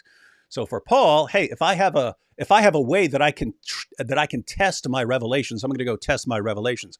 So in other words, this would be like me. If I believe I got a revelation and it tells me that, it tells me about something that I can go investigate, well, it kind of makes sense to go and investigate it because then I can see if it's actually a correct revelation. But Paul says he did this. He says that there were people preaching a false message. So he goes up to Peter and James and John, says he laid out what he's been teaching, and they give him the right hand of fellowship. So it's Paul. He tests his revelations by asking Peter and James and John, hey, is this right? And they say, absolutely. Go preach that to the Gentiles. We'll focus on the Jews. You focus on the Gentiles. There were other people who were preaching something else. So I'm just pointing this out because when you go to Corinthians or something like that, and you see that Paul's talking about false apostles and so on, he's not talking about Peter and James and John. He's talking about these other guys that people who are also rejected by Peter and James and John. Point being, to say that Paul is just making this up, and you're saying, hey, Paul's getting this from his own head or something like this, his own private revelations, and that he can be out, he could just be out in left field and maybe nothing he's saying is actually true. Paul himself says, I went up and tested it because I needed to know if these guys are going to agree with me. And he says they did agree with me. So you're quoting Galatians to show that Paul's just coming up with this himself. And Paul himself says, actually, Peter and James and John are in agreement with me. Well, I disagree. Yeah, I disagree because notice what Paul says in Galatians 1:11-12. He says, I did not receive it by human origin. So what does that mean? It means that he's not getting his gospel from the disciples, Peter, James, John, etc. He's getting it from revelation. So Paul, I strongly believe that Paul made up Jesus' death and resurrection, and that view filtered into that colored or influenced the later New Testament documents, because Paul says in 1 Corinthians 15, 3 to 5, he says, "For what I received, I passed on to you through the most important, that Christ died for our sins according to the scriptures." Now, notice what Paul is saying. He's saying he's getting that information from the Old Testament. But the hilarious thing is, when you read the Old Testament, it's not talking about any, crucified or dying Messiah. I know I saw your video before we went on about 10 reasons why Jesus died. You talk about Isaiah 53, but Jews, even Christian commentators, honest Christian commentators, are saying it's talking about the nation of Israel. So Isaiah 53 is talking about Israel. It doesn't make any sense. The person, whoever it is referred to as he, and he dies for the nation of Israel. So how is Israel dying for the nation of Israel as a substitute for the nation of Israel? Well, do you respect Jewish commentators and rabbis? I know there are Jewish commentators who say that refers to the nation of Israel, but you have to do that. If you don't want to believe that some person died, which is what it sounds like, if you don't want to believe that some person died, you have to say it's talking about something else. And you do have that the nation of Israel is called a servant. So you have some basis for saying the servant is the nation of Israel. But this servant also, you're saying the nation of Israel died for the people of Israel. That makes no sense. It just doesn't make any sense. Which is why it's just an uncomfortable passage for lots of Jews. In fact, my friend Anthony Rogers, he has Jewish in-laws, and he read Isaiah 53 to them one day, and the response was, "Hey, quit reading the New Testament to us." He's like, "Wait, that's not the New Testament. That's the Old Testament." Isn't he Italian or something? Oh, he has Jewish in-laws. Well, yeah, his in-laws. So anyway, but no, I think you missed the point of what I was saying about Paul. So Paul gets an appearance of Jesus on the road to Damascus. So he believes that Jesus appeared to them. He believes that he gets revelations from Jesus periodically. And so you point out, hey, Paul says, hey, I didn't get this from someone. That's true. He didn't get that initial appearance from Jesus by hearing it from someone. But he says in the same book you cited, Galatians, he says he went up and met with Peter and James at the first meeting. Then 14 years later, so he's going around preaching. Then he says he went up again, and I laid out the gospel that I've been preaching to see if I've been running in vain. Meaning I'm going to the actual apostles of Jesus. I'm going to Jesus' original disciples, and I'm asking them, is what I am saying correct? So Paul does go to confirm that message, and they confirm it. They say, yes. So it isn't just Paul saying, hey, I got these revelations, and I could just run around the world with these revelations. As Paul said, hey, I received these revelations, and then I went and verified them with the original guys. And so what does that mean? If Paul has his revelations, and Paul is out preaching the gospel that Jesus died on the cross and rose from the dead, and then he says, I'm going up to Jerusalem to meet with the original apostles to make sure that I haven't been led astray with any revelations. And they extend the right hand of fellowship, and they say, absolutely, go preach this among the Gentiles. That's the original apostles confirming the message of the apostle Paul that you said Paul's just coming up with this himself. If Paul just came up with a message himself and then he goes up to the apostles, they would have said, who is this guy? Get rid of him. Yeah, but I disagree. I disagree with you, David. Respectfully, I disagree, because if you read 2 Peter chapter 1, verse 16, it says... Wait, I thought, who wrote 2 Peter? It's anonymous, even according to Christian scholars. Okay, so why are you citing it? Paul's not anonymous. No, I'm just saying that. Let me finish my point. Okay. 2 Peter 1 verse 16 says, "We did not follow cleverly devised myths. We are eyewitness to magistracy." So this was writing unknown Christians who were saying that Paul's version of Jesus was a myth. Whoa! Wait, where does he mention Paul there, or Paul's version of Christianity, or the resurrection, or Jesus? They just say, "Hey, we were." Oh my goodness. Let me finish my point. I can pull it up. 1 verse 16. The Christians are saying that Paul's gospel is cleverly devised myth. So there are Christians saying that Paul's gospel is a myth. So Paul is the one. Where is he talking about Paul there? He's not talking. I'm just saying that's Paul's version beat out the disciples' version of Jesus, and there were Christians who were saying that it's a myth. Paul's gospel is a myth. 2 Peter chapter 1, verse Is that 16. what they're saying? Yeah, that's what they're saying. That we did not follow cleverly devised myths. All right. All right. We're going to take a look at this. We're going to take a look at this. Let me just pull these passages up.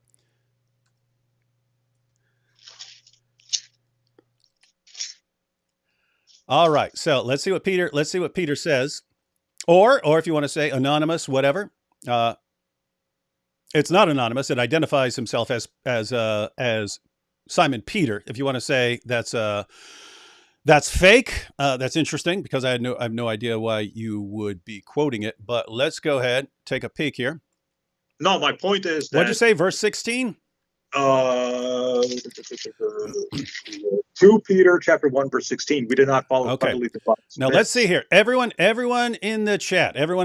Let's see if you read this as you can't trust the Apostle Paul and what he's talking about with Jesus, and we're contradicting that. What Paul's version is just cleverly devised fables or stories. Let's read what it actually says here.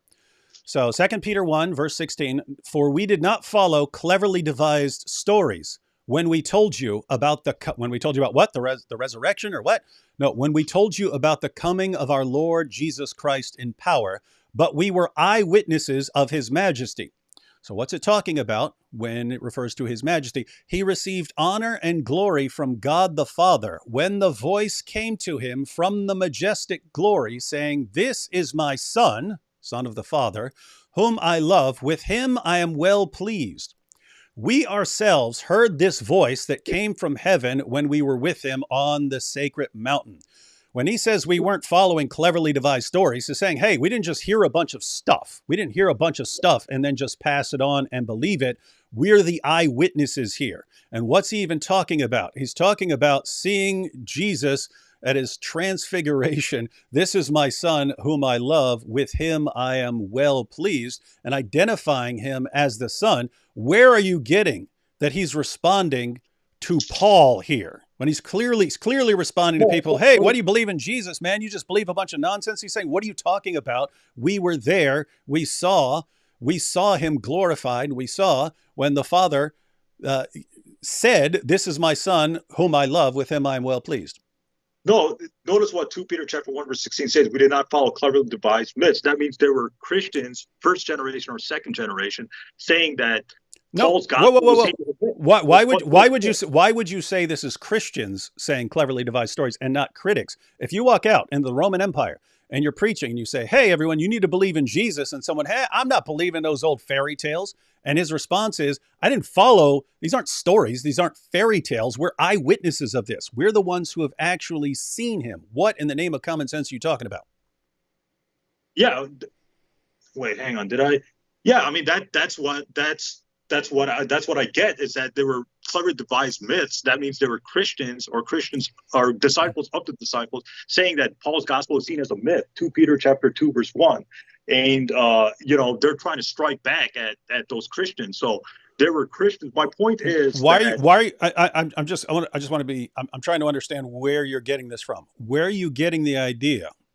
Because think, if I'm preaching, or if you're preaching Islam, it would be very common for an atheist to say, come on, just believing a bunch of nonsense stories from 14 centuries ago, or Christian, you're just believing his nonsense stories from 2,000 years ago. Grow up.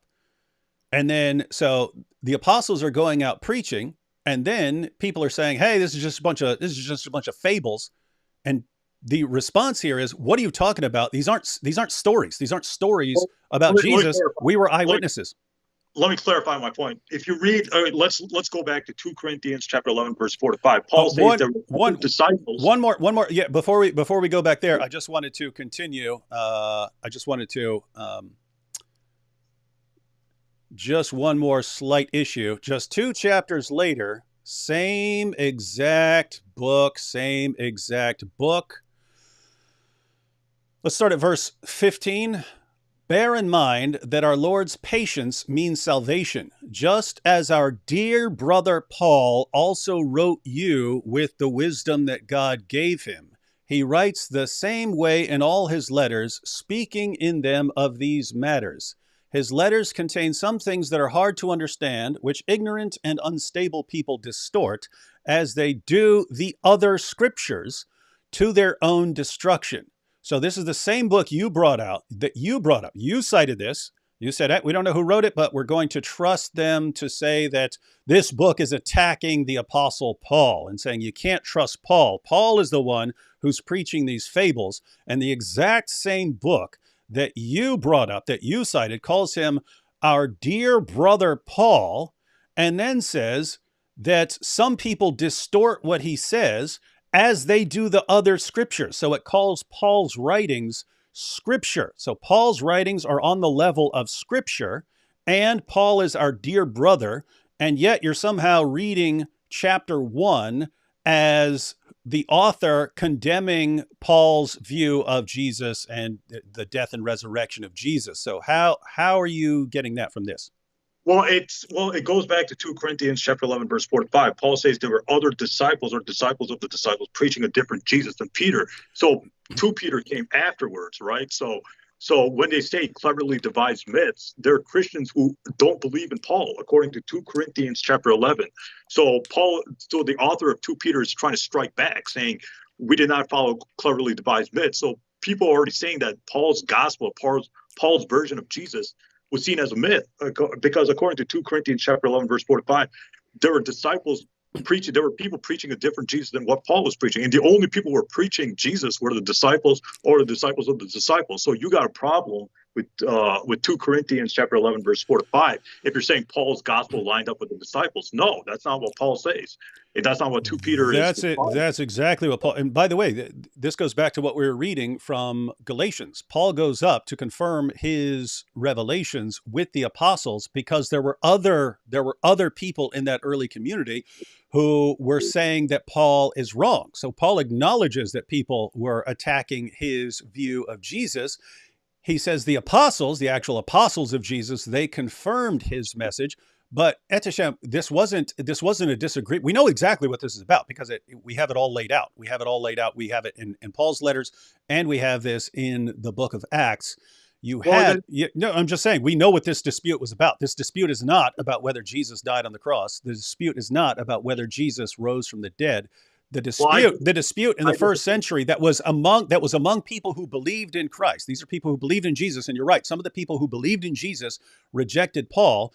We know what this is based on. You had the early group, they're called the Judaizers. It's basically if you Ehteshaam, wanted to become a Christian, they say you have to become a Jew first. You have to become a Jew and then convert to Christianity. So you're bound by the Old Testament law. So the first step is people have to get circumcised. They have to become Jews, and then they also believe in Jesus as the Messiah. Paul's rejecting that, saying you don't have to be circumcised. You don't have to be a Jew. And we find the exact same thing in the book of Acts that we find in Paul's letters, which is the apostles examined all this and they said, you know what, that's right. The Gentile believers do not need to become Jews and adhere to the Old Testament law. Even the Old Testament revelations, when they're being revealed, when the Torah is coming, this is for the children of Israel, the children of Israel, the children of Israel. These are the revelations for the children of Israel. So these revelations were part of a specific covenant. There were people in the first century who said, oh, if you're a Gentile and you want to get on board with Jesus, you have to also you have to enter into that covenant that was for the children of Israel. You have to be a part of that covenant too. And then you can believe in Jesus. Paul says, no, that's a different covenant. Jesus saying he brought a new covenant. Because there's a new covenant, you just enter into the new covenant. Why are you going back to the old covenant to join the new? It doesn't make any sense. That's the dispute between Paul and these other preachers. But guess what? The apostles, Peter, James, John, they're on Paul's side in all of this. They agree with Paul, and that's why this wins out. No, I disagree. I respectfully disagree. I think because if you read Galatians 1, chapter 1, verse 6, it says there are people preaching a different gospel. So the disciples, yes. who believed in Jesus? Have you read Galatians? The book explains itself. He's going off on people saying that you have to be circumcised to believe in Jesus. I read the entire Bible twice. I read it twice. Okay. Then you know what Galatians is about. Yeah, but I'm saying there are people saying that there's a different gospel. Galatians chapter 1 verse 6, it says a different gospel. So who is preaching the gospel? The disciples, right? So Paul is saying these aren't minor doctrinal disputes. He's saying people are preaching a different No, gospel. dude, these were not minor. This was I mean, ripping the church into different factions over the issue of whether Gentiles actually have to obey the commands of the Mosaic covenant. That was a huge issue. That was not a minor doctrinal issue. In fact, even what? Go ahead. How do you explain Galatians chapter 1 verse 6? Read Galatians. The entire thing is, guys, you don't have to be circumcised. In fact, Paul even goes off in Galatians. He says, I wish those people who are pestering you would go ahead and castrate themselves. He's saying, hey, if these guys who are talking to you, if these guys who are preaching to you, if they're preaching this other gospel to you, and he identifies it. He says if they're saying they're saying you have to be circumcised. So they're saying this is not. Oh, and by the way, they're saying Jesus didn't die by crucifixion. No one's saying that. They're saying you have to obey the commands of the Mosaic covenant. That's what the entire book of Galatians is about. So why does Paul say my gospel in 1 Timothy and all that stuff? When he says my gospel, that's his God. That's not the disciples' gospel. It's his gospel. 1 Timothy, etc. So Paul says my gospel. That means it's his gospel, not the disciples' gospel. And you have the problem with 2 Corinthians chapter 11, verse 4-5. People are preaching a different Jesus. Now they were. There's a Jesus where you have to enter into the Mosaic covenant to be accepted by him. And Paul's saying that's not Jesus. Paul's Jesus is the crucified and resurrected Jesus, and people are preaching a different Jesus. A Jesus who wasn't crucified and didn't rise from the dead. Show us that Jesus anyway. No, it's the Q God. That's what I'm saying. If we go back to the Q gospel, there's nothing in Q about Jesus not dying and not rising from the dead. Well, Daniel A. Smith will disagree with you in his book. Daniel Smith believes that Jesus definitely died. Yeah, because I don't know what his theological views are. Maybe he's an atheist, maybe he's a Christian. I don't know. But Dieter Ziller, again, if we were to let's see that. That's what I mean. I'm not taking Shabir's word for an obscure German scholar. And I mean, keep in mind, Shabir's saying, hey, an obscure German scholar that you've never heard of before, and that I can't produce right now. He says this, and we're all just supposed to accept it. Like Shabir, one, show us who this guy is. Two, show us what the argument is. And three, let's see if the argument is actually good. Because this guy is so far out in left field. If he says what Shabir says that he said, this guy's so far out in left field that we are seriously going to have to see if this guy has a good argument. I don't even know what the guy's argument is. All I know is Shabir says that the guy said something. That's not evidence. I think I know what his argument is, because if you read the Old Testament, Elijah went up to heaven alive, Enoch. So he's basing it on the figures of Elijah and Enoch, because if you read the Old Testament, those figures went to heaven without dying. So I think that's where, and if you talk about the sign of Jonah, according to the Q gospel, I had nothing about the 3 days, 3 nights thing. The Q gospel is talking about the sign of Jonah that does not sound like any German scholar. That does not sound like an argument. That what you're saying sounds like an argument that a Muslim apologist would use, not a German scholar. So again, this goes back to Shabir. Shabir, if you're putting this down as evidence, tell us what the guy's actual argument is. I would love to see it, because just saying, hey, some German guy, guess what? I could find a German guy who says anything. I mentioned Mohammed Sven Kalish. He was a convert to Judaism. I mean, a convert to Islam, became a Muslim scholar, Germany's first Muslim scholar. And he concluded that Muhammad didn't exist. Guess what? I can't simply say, well, this guy says Muhammad never existed, and therefore, you see, a German scholar says that Muhammad never existed. That's not evidence. That's not evidence. You'd have to say, what are his reasons? Do we accept those reasons? And as far as what his reasons were, I reject it. I'm not going to say, well, he's a German, therefore he's right. You definitely don't want to say someone's right just because they're a German. That would lead to some pretty disturbing global global catastrophes. Well, I think I know where he's getting it from the or his reading of the Old Testament. Elijah and Enoch were taken alive, so that's where he's coming from. That's where he's basing it off of. So We'd have to see it, but that would make no sense. So God took certain people alive, yeah, but therefore other people who died were actually taken alive. You could say that about anything. So that why can't if that would be his argument, I would regard that argument as completely ridiculous, which is why I have more respect for even an unknown German scholar that I've never heard from apart from Shabir Ali, to think that he's probably got some better argument, but I'm guessing it's completely unpersuasive. Otherwise, you'd find the argument from someone else besides some obscure German scholar that no one's ever heard of. No, I mean, I disagree. I disagree with what you're saying, but that's just me. But you still have the problem with the empty tomb. Nobody sees Jesus rise from the dead, so that explains the empty tomb. Because if God took Jesus from the tomb into heaven, that explains the empty tomb, right? So I believe that would explain it. Yes, yes. So matter of fact, let me say where I agree, what your view would actually account for. So if Jesus, so you have the obvious problem. If a standard Muslim, a regular Muslim, says Jesus was never crucified, this by itself doesn't account for how people concluded that Jesus was crucified. So that's why they would need to say, God disguised someone. So that would raise issues. You wouldn't have that issue. So if Jesus is the one who's nailed to a cross, that accounts for why it was understood that Jesus was crucified. If Jesus survived the crucifixion, so if he survived, in other words, if he passes out, they think he's dead, they take him down from the cross, stick him in the tomb, and then God takes him up from there. You see, ordinary, classic swoon theory was meant to explain how the disciples concluded that Jesus had been raised from the dead. So the classic, not the, you have a modified view where it's actually theistic. There's something miraculous involved here. The classic swoon theory was just, Jesus passes out on the cross. They take him down from the cross. They stick him in a tomb. And then he wakes up later. And after he wakes up, the disciples, oh, wow, he rose from the dead. This is a miracle.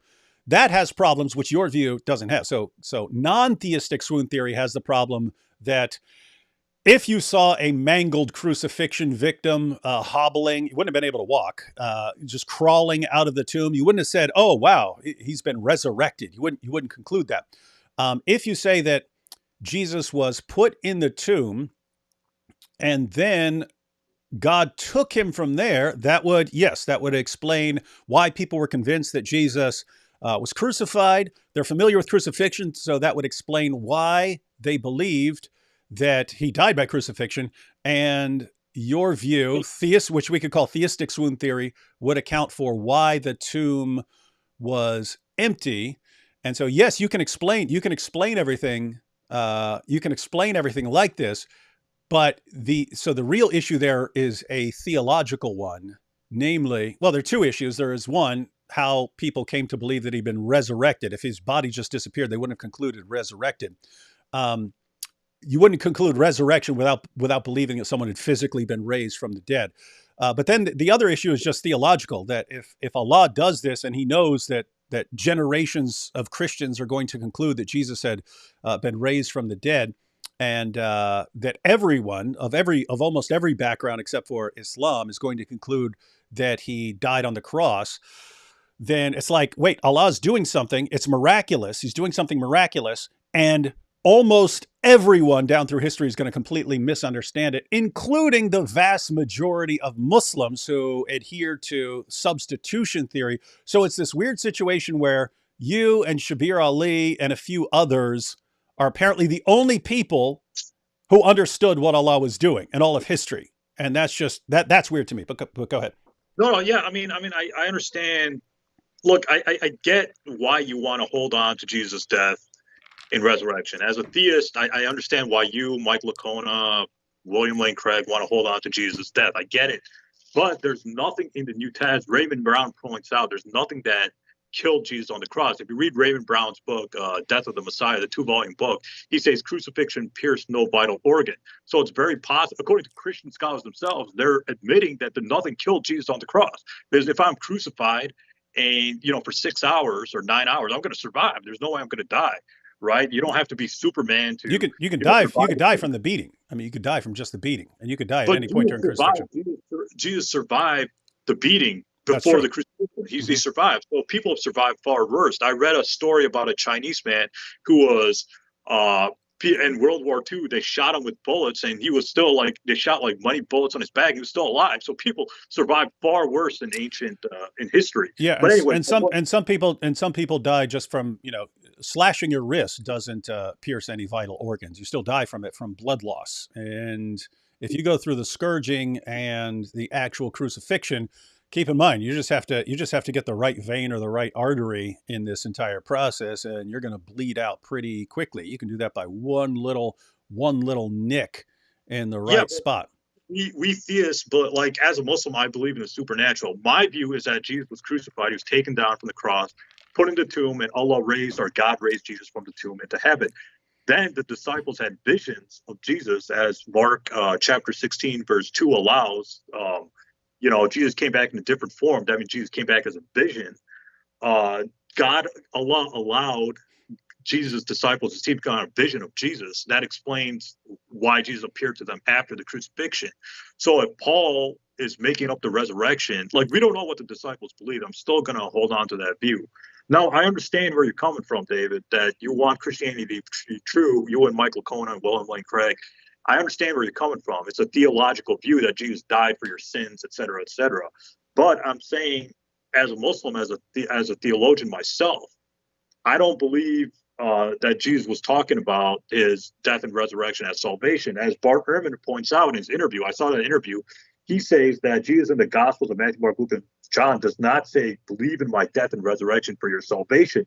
Jesus says, repent because the kingdom of God is at hand. You need to repent and believe and prepare for God's kingdom. In his interview with you, David, back in 2022 or whenever you did it. So I think Ehrman has a good point that there's no theological view for Jesus' resurrection other than what Paul was preaching. Paul, what do you mean? I'm trying to understand what you're saying, because Jesus says that even the Son of Man did not come to be served, but to serve and to give his life as a ransom for many. So he's giving his life as a ransom for many. So how is that not him tying his death to something else? How come Ehrman didn't agree with you? He says that, in your interview, I'm pretty sure you remember that. He says, Jesus says, I don't believe in my death and resurrection for your salvation. Jesus says, repent because the kingdom of God is at hand. If you read the Gospel, you were saying you don't see Jesus doing this. I'm saying you do, and you have it right there in the Gospel of Mark.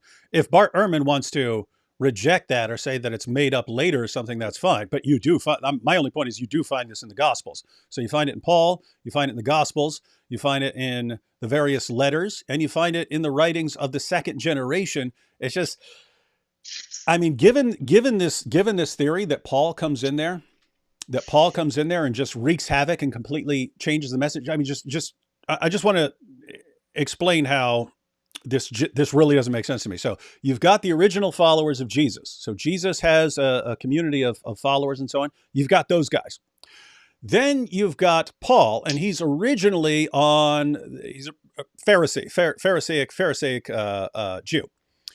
And he's against Christianity because he regards it as heretical. So the question is going to be, if this isn't Jesus and he's not, if what the apostles are preaching is not Jesus is Lord, and it's not he died on the cross for sins and rose from the dead, I don't even know at this point what Paul's going to be outraged about with these guys. But he's outraged at something. We have no idea what it was. If your theory is correct, we have no idea what these guys were preaching. Just Paul was really, really mad about it. But then Paul has an encounter with Jesus. Paul has an encounter, and he receives revelations. He preaches. According to Galatians, he also went up and confirmed it with the apostles. We'll just leave that to the side. But the general gist here, when Paul starts preaching Jesus, his fellow Jews are really upset with him now. Now they're upset at the Apostle Paul. So here's the main issue. If Paul is not on the same page as the early Christian church, as the original Christians, Paul isn't on the same page with them, and he's preaching something radically different, completely different Jesus. And the Jews are mad at him. Then basically you've got the Jewish community. They can't stand the Apostle Paul because he's preaching Jesus is Lord and Jesus is the Messiah, and Jesus died on the cross and rose from the dead. So they wouldn't have been able to stand. They wouldn't have been able to take that. But neither would Jesus' followers. If Paul's going out and preaching some different Jesus, then the original followers of Jesus wouldn't have liked that. The Romans wouldn't have liked that. Paul's proclaiming Jesus as Lord and King. So this would have been Paul by himself, and everyone would have disagreed with him. Everyone. Yeah, the Jews would have disagreed with him. Jesus' followers would have disagreed with him. The Romans would have disagreed with him. Everyone would have disagreed with Paul. And what you're saying is that the Apostle Paul, completely on his own, in no man's land, just convinced the entire world to adopt the message that is now known as Christianity. That is the most, I mean, in a weird way, you're saying Paul is the most epic communicator of all time. He could literally have all the forces that existed in his time completely against him and still win. I mean, that's some dude. Let me respond to that. Well, first of all, as a theologian and as a historian, that history is written by the victors. Right? Like Alexander the Great was a conqueror, and your book's written about him. And, because he was successful. Alexander the Great was successful in conquering, etc. So, David, that history is written by the victors, right? So Paul was the most successful missionary. I think you and Mike Lacona, etc., will agree with me that Paul was the most successful missionary. Like, who knows what happened to Peter and, all those other people. So the question really arises, why should we believe in Paul? He got into fights with the disciples. Listen to this. He got into fights with the disciples. Over what? The disciples weren't preaching like what he was preaching. And which disciples? Peter, none of those people, they didn't like him. They were saying he was preaching a different Jesus. But let me finish my point. Where'd they say that? Let me finish my point, okay. And then so basically, I think why Paul converted. I think this is a issue that I think Richard Carrier had a good point here. I know you don't like Richard Carrier. I know he doesn't like you, but we have to take into consideration what he says. He says Paul was feeling guilt. He was feeling guilt, and that's why he converted. It was a guilt hallucination or vision. That's why he got a vision from Jesus. So Paul wanted to be a leader instead of a persecutor. So these disciples who, according to the Gospels, the disciples are slow, dim-witted, they're illiterate, etc. Paul is the most educated. So of course he's going to overthrow the disciples. He's going to come up with his own death and resurrection for whatever reason, just to destroy Christianity from within or something. I don't know. And like I said, history is written by the victors. So Paul's gospel probably. But he was the victor, though. Paul overpowered everyone. The Jews, the original followers of Jesus, everyone. Paul beat everyone. He was so absolutely amazing. He was such an amazing misleader and deceiver that he won against everyone. He absolutely overpowered everybody and won to the point where we have history has no recollection of some other Jesus who didn't die on the cross and didn't rise from the dead. Yeah, Paul says, I'm crafty, I'm tricky. He says that in 1 Corinthians, etc. So Paul Whoa. You're not reading that? Paul is one of the most sarcastic writers of all time. You're reading when he says, crafty fellow that I am. I caught you by trickery. You're interpreting him as this is the mastermind deceiver saying, ha, ha, ha, I tricked you guys. That's your theory? Yeah, my theory is. Have you actually read that, by the way? Because Paul goes on this thing of all the stuff he's been through and all his credentials, and he said, "Yet crafty fellow I am, I caught you by trickery." You're taking that as, "Hey, let me give you my credentials here. Oh, by the way, I'm tricking you all." That's what deceivers do. No, it's probably like that's Paul. Paul is extremely sarcastic. Oh, crafty fellow that I'm. Like even in Galatians where he says, "Hey, those guys that want to circumcise, I wish they'd just go ahead and castrate themselves." Not saying he actually wants people to castrate themselves. He's saying, "Hey, if you believe that these Gentile believers can get closer to God through circumcision than they can through Jesus Christ, then why not just chop it all off? If chopping a little bit off is going to get you in good with God, imagine just chop it all off if you think that's what gets you in good with God." So we could disagree as theists. We can disagree. I don't think Paul is I think Paul is early, but I don't think he's reliable. And my theory that I've always held on to is that Jesus was crucified, he survived, and he was taken down alive from the tomb. He was taken into heaven, and then That the is, and disciples. just to clarify, that is, I do regard that as a superior position to the substitution theory, and I'm glad that in recent years I've seen more people sort of steering away from substitution theory. Looks like a big, just like a big insult to God It to me. doesn't, I don't know. it doesn't make sense either. Like, why would God allow like, there's a story where like one of his younger disciples miraculously became Jesus and they crucified him. Like, why would God allow? Like, what's the point in doing that? Like, that doesn't make any to Yeah, me. That you're right. And in some of those versions, it's actually insulting to Jesus too, because Jesus is like, oh, who's going to take my place here? Who's going to take my place? And someone's like, I'll take your place. He's like, oh, you good? You're taking my place. And so, yeah, God is a deceiver, and then Jesus is a coward who's scared to face crucifixion. So yeah, it's not a good look for anyone. So yeah, I agree that that's cool that and we're on the same page with that stuff. notice how like nobody volunteers except like the little kid. I'll do it. I want to get crucified. That's pretty rough. It's a weird theory because it makes no sense, and it's a theory that I never like understood. It comes from the Gospel of Barnabas. Well, the Gospel of Barnabas is a fabrication. I believe it's a fabrication by some Italian Muslim. I think he wanted to like make up some stories. That's good. That's good. We're on the same page there too, and it's we understand. I understand that Muslims and Christians can have different views and stuff, but yeah, no one should be relying on medieval forgery, like obvious forgeries and stuff. So yeah, it's good we're on the same page there. Yeah, I remember my dad. He gave me a copy of the Gospel of Barnabas. He's like, "This is what happened to Jesus." So I read it. It was so. It even contradicts the Quran. Did you know that? Yeah, Jesus denies that he's the Messiah, and there are all sorts of historical inaccuracies. He said, and then we sailed to Nazareth. Like Nazareth is in the middle of the land. There's no water that you're sailing. You can't sail to Nazareth, and so yeah, there are all sorts of problems. My dad gave me a copy of the Gospel of Barnabas. He's like, "This is the true gospel." Then I went online and then I found Answering Islam's webpage. They ripped that gospel to shreds. After I was like, "No, it's not the gospel." Yeah, and that's good because. Lots of people from every background tend to agree with whatever whatever someone from their side or a family member or something presents to them, and I have to stick to this because that's what my side does. So it is good that you're actually that you can look at these things critically and so on. Yeah, so my dad was like, "Yeah, I told my dad about it, and my dad was like, just go do your homework. He didn't want to talk." Smart. Let's take a few more super chats here. Sahih Muslim, Book 5, Hadith 2286, preservation. Yeah, that's where Abu Musa talks about, tells people to remember to recite the Quran so that they don't lose more chapters.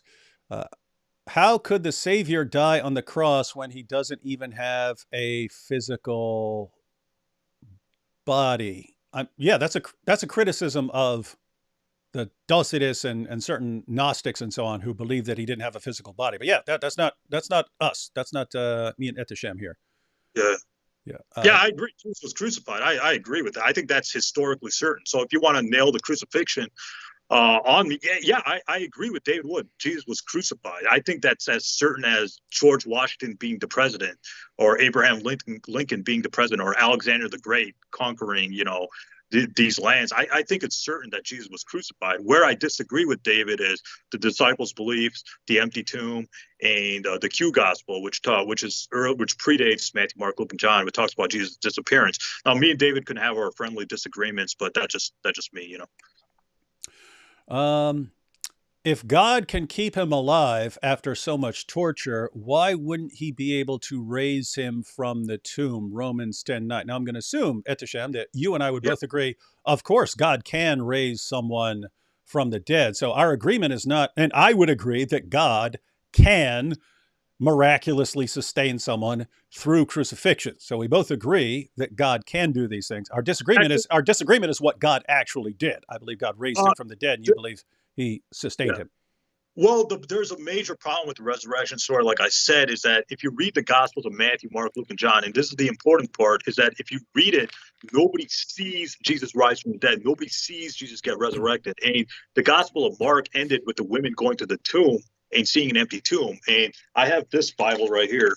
the Archaeological Study Bible. If you read this Bible, if you read what it talks about in the Gospel of Mark, the ending of the Gospel of Mark, there was a whole ending. The whole resurrection ending was tacked onto the Gospel of Mark. Why is this important? Because the Gospel of Mark is our earliest Gospel. It predates Mark, Matthew, Luke, and John.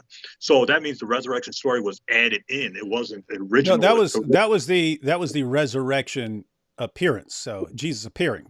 Jesus rose even without the ending. No, it ends with the empty tomb. It ends with the empty tomb. But saying Jesus, he's not here. He's been raised, and he's going to appear. He's going to appear to you. But then it doesn't list the appearances, and you have different theories on why that is. Nabil's view.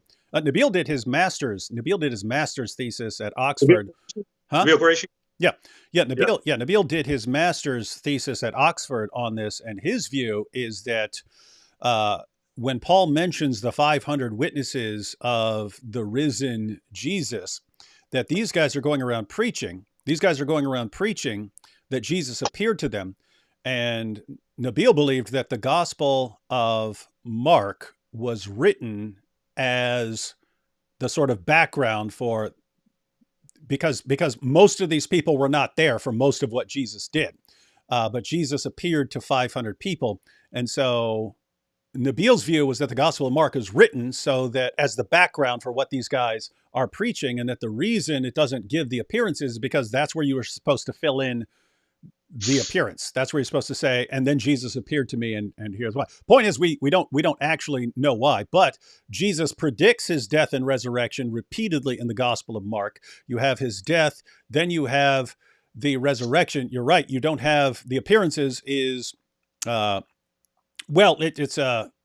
do have people who believe that the longer ending of Mark is authentic, and that in some early manuscripts, someone just had a copy where the last page like fell off or something like that. But yeah, that has nothing to do. You still have death and resurrection of Jesus in Mark, death and resurrection of Jesus in Matthew, death and resurrection of Jesus in Luke, death and resurrection of Jesus in John. What's that? Are you talking about the passion predictions? Yeah, when Jesus says he's going up to Jerusalem and he's going to die, and on the third day he's going to be raised to life. Two problems I have with that. One is if you read, there's something called prophecy after the event. So I think it's prophecy after event. It can be, yeah. If Jesus did predict his death and resurrection, why in the Gospels the disciples are surprised when Jesus comes back? Is this because the disciples are slow and dim-witted, or because it was they didn't know about it? That's well, the thing is, Jesus spoke in lots of parables and so on, and so again, they had no concept. They had no concept of a dying and rising Messiah. So if he says, "I'm going up to Jerusalem to die," you're going to be like, "Oh, what's he really mean by that?" And then what's happening? What the heck is going on? Wait, you were serious about that? You were serious? What the heck is going on here? Yeah.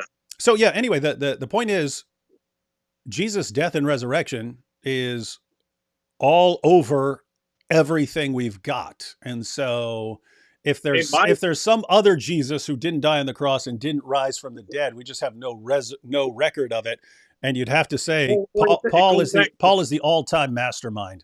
It goes back to the Q gospel, where I strongly believe that the Q gospel, the Q community, which predates Paul, was talking about Jesus' disappearance, and Paul was the one who made up the resurrection. So that's just me. Well, we can have disagreements. Let's. I don't even know. What are you talking about there? The Q gospel. Yeah. What's the quotation? It's Jesus says, "You will not see me," in Matthew chapter 23, verse 29, and Luke chapter 13, verse 35. Jesus says, "You will not see me." Daniel A. Smith wrote his dissertation or his thesis that it's talking the Q gospel, which I believe exists. You might have disagreements, but the Q gospel is talking about Jesus' disappearance, not his resurrection. So again, all he says is, "You will not see me," which fits perfectly with the resurrection as well. So that would fit multiple theories. What you're saying is, here you have a passage which can be interpreted in two ways. We're going to sort of rip it out of the understanding of that in the Gospels. And David, have you read that book, Daniel A. Smith, The Empty Tomb? No, I started reading his book on the postmortem, the one you were talking about, the postmortem. What was Q? I forget what the title is. I've got it around here somewhere. I started reading it. It was not. he talks like that's assumption language. That's not resurrection language. That's assumption language. Now, again, David, we can have our disagreements. We can have, but that's just my theory. But he believed that Jesus died. So I'm wondering where he's getting where it's being I don't interpreted. know. Maybe he's a Christian, maybe he's an atheist. I don't know, but I think the evidence shows that Jesus survived his crucifixion. Now, you and I, we can have our disagreements, David. That's fine. But as a Muslim, even if I wasn't a Muslim, let's say I became an atheist tomorrow, I would believe Jesus was still crucified. But I don't see any reason to believe that he died on the cross. That's just me. I don't know. Like we can have our disagreements, but that's just my view. I think my if someone was crucified, you would not think that's a reason to believe that the person died. If I crucify you and you're on the cross for 6 hours, you're going to survive. No one's going to die. Like if you crucify me, yes, you can. Again, if you can die just from the beating, and about a quarter of people did die just from the beating, and then they would nail those people to the cross anyway. But if you can die just from the beating, or you can die after a period of several days, and there are people who went 3 or 4 days being crucified. It kind of means that you can just die of blood loss at any point, at any point in the process. So to say someone wouldn't die after 6 hours when you could die after 1 hour, you could die beforehand, you could die after 1 hour, you could die after 10 hours, you could die after 3 days. Yeah, then why in the Gospel of Mark, chapter 15, verse 44, Pilate was surprised to hear Jesus already died? That means Pilate. Yeah, because you do have lots of people who survive multiple days. That's true. Yeah, so why can't God? So God was working as a theist. People were surprised. People were surprised that Elvis died. Doesn't mean he didn't die. No, but as a theist, you and I believe in the supernatural. I believe that God was working. God was supernaturally working through Jesus. So why can't God keep Jesus alive through the crucifixion? I don't. As a theist, you can't reject my view because my view is based on like the supernatural, the theology, the miracles. Just to be clear, you're saying I can't reject a supernatural view. Like if I said right now that I'm not actually, hey everyone, I'm not actually talking to Ehteshaam. God is making everyone think that I'm talking to Ehteshaam, even though I'm not. That would be a supernatural claim. You couldn't reject that claim. No, I'm saying you can't disprove my claim because your views are filtering through the lens of Paul and the New Testament writings. I'm saying they're not reliable. They're early, but they're not given what you're saying, you can't disprove the substitution view either, because guess what? That would account for the evidence. But that would account for anything. Anyone can say God is tricking you into believing a bunch of stuff that didn't actually happen. In other words, if I've never existed and God has just the entire time people are seeing me, God has been tricking everyone into believing that I'm here. Guess what? You can't refute that. If I say I believe that God created everything 5 minutes ago and gave us false memories of our entire pasts, I can't disprove that. That's just the nature of unfalsifiable positions. Once you've put a divine source of something into the discussion in order to account for the data, no, you can't just say that it's 100% false that this couldn't happen because God could do this sort of thing. The question is, why would you believe that? It's a theological view. As a Muslim, I believe in the Quran is the word of God. You might disagree with me, but I believe that the Quran is we have to do history when we're trying to make sense of what the Quran is talking about. As a historian, I consider myself a historian. I think it's certain there was an empty tomb and Jesus was crucified and Jesus appeared to his disciples. This fits 3 of 5 of William Lane Craig's points. William Lane Craig always brings up those 5 points. Wait, just to clarify, I'm not criticizing here. You believe that Jesus appeared. So wait, so I knew you believed based on earlier discussion that we're having along the way here. You believe that Jesus was crucified in the sense of being nailed to the cross, but not crucified in the sense of dying by crucifixion. You believe he was put in a tomb that was later discovered empty, and you believe that Jesus appeared to his followers. And so you believe that this is a vision, or he actually was there? Like a vision. I adhere to or I agree with the critics of like Bart Ehrman. He says that, well, Jesus came back as visions in his debates and his books, etc. So I believe that the disciples saw something because I believe Allah or God wanted to show that Jesus was okay. So he showed like a vision of Jesus to Peter, James, his earliest disciples. So if the disciples were going around saying Jesus is alive or Jesus was raised into heaven, maybe Paul misunderstood that and said Jesus was resurrected. I don't know. Like, like we're dealing with probability. We're dealing with And like you and I. no one clarified that for him. No, because if God shows a vision to Peter, James, etc., and the disciples saying Jesus is alive, and if Paul is coming like years later and misunderstanding it to say Jesus is resurrected, that can happen, right? Because Paul, again, like I said, Paul was the most successful missionary. Again, David, I'm not trying to like mock your views or anything. I'm not trying to, hammer my views onto you and stuff. Like, we can have our disagreements, but this is just my theory. Is that I strongly believe Jesus survived in the empty tomb. Allah, or God raised Jesus from the tomb into heaven. That explains the empty tomb. That as a theologian, that's what I believe. Now, you and I we can have our subjective disagreements, but that's just me. Yeah, I'm not. Yeah, I'm not disrespectful. A little more clarification here, because your view does account for some of the for the big facts. So your view, as you've just laid it out, accounts for why people believed that Jesus was crucified, because on your view he was. Also accounts for the empty tomb and for the early disciples believing that Jesus had appeared to them. So here's the sort of follow-up issue along theological lines. So when Allah does two things here. Allah does two things, which, as it turns out, were massively misunderstood by literally billions of people, all the way down to the present. So, on your view, Allah miraculously sustained Jesus on the cross, but people thought that he died, so much so that Pilate is surprised that he died. So they think that he's dead. So that accounts for why people believe that Jesus died. So Allah does something, and he knows that people are going to misinterpret that as Jesus being dead. So that's one thing Allah does.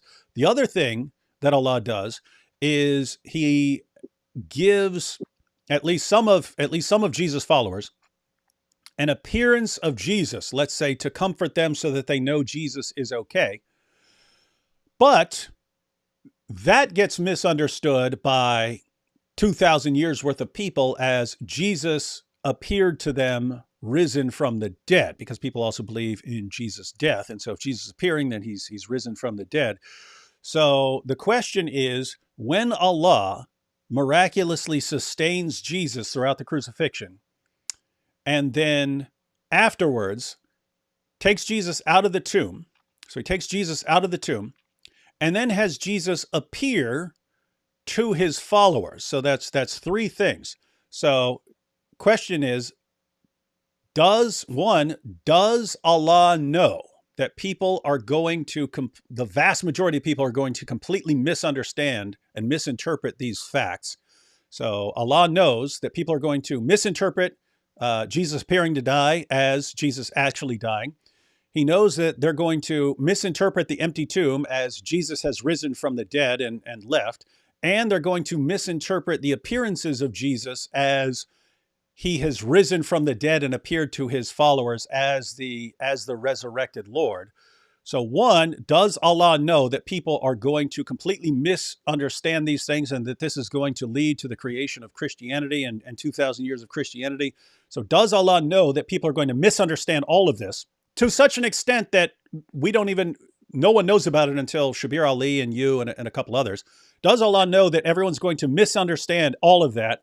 And two, is he okay with doing things that the vast majority of people and all future generations of Christians are going to completely misunderstand? Is Allah doing things that he knows everyone's going to misunderstand? And two, did he know that that so many people are going to misunderstand what he did? And two, is he okay with people misunderstanding all of this and sort of starting Christianity as a religion in the process?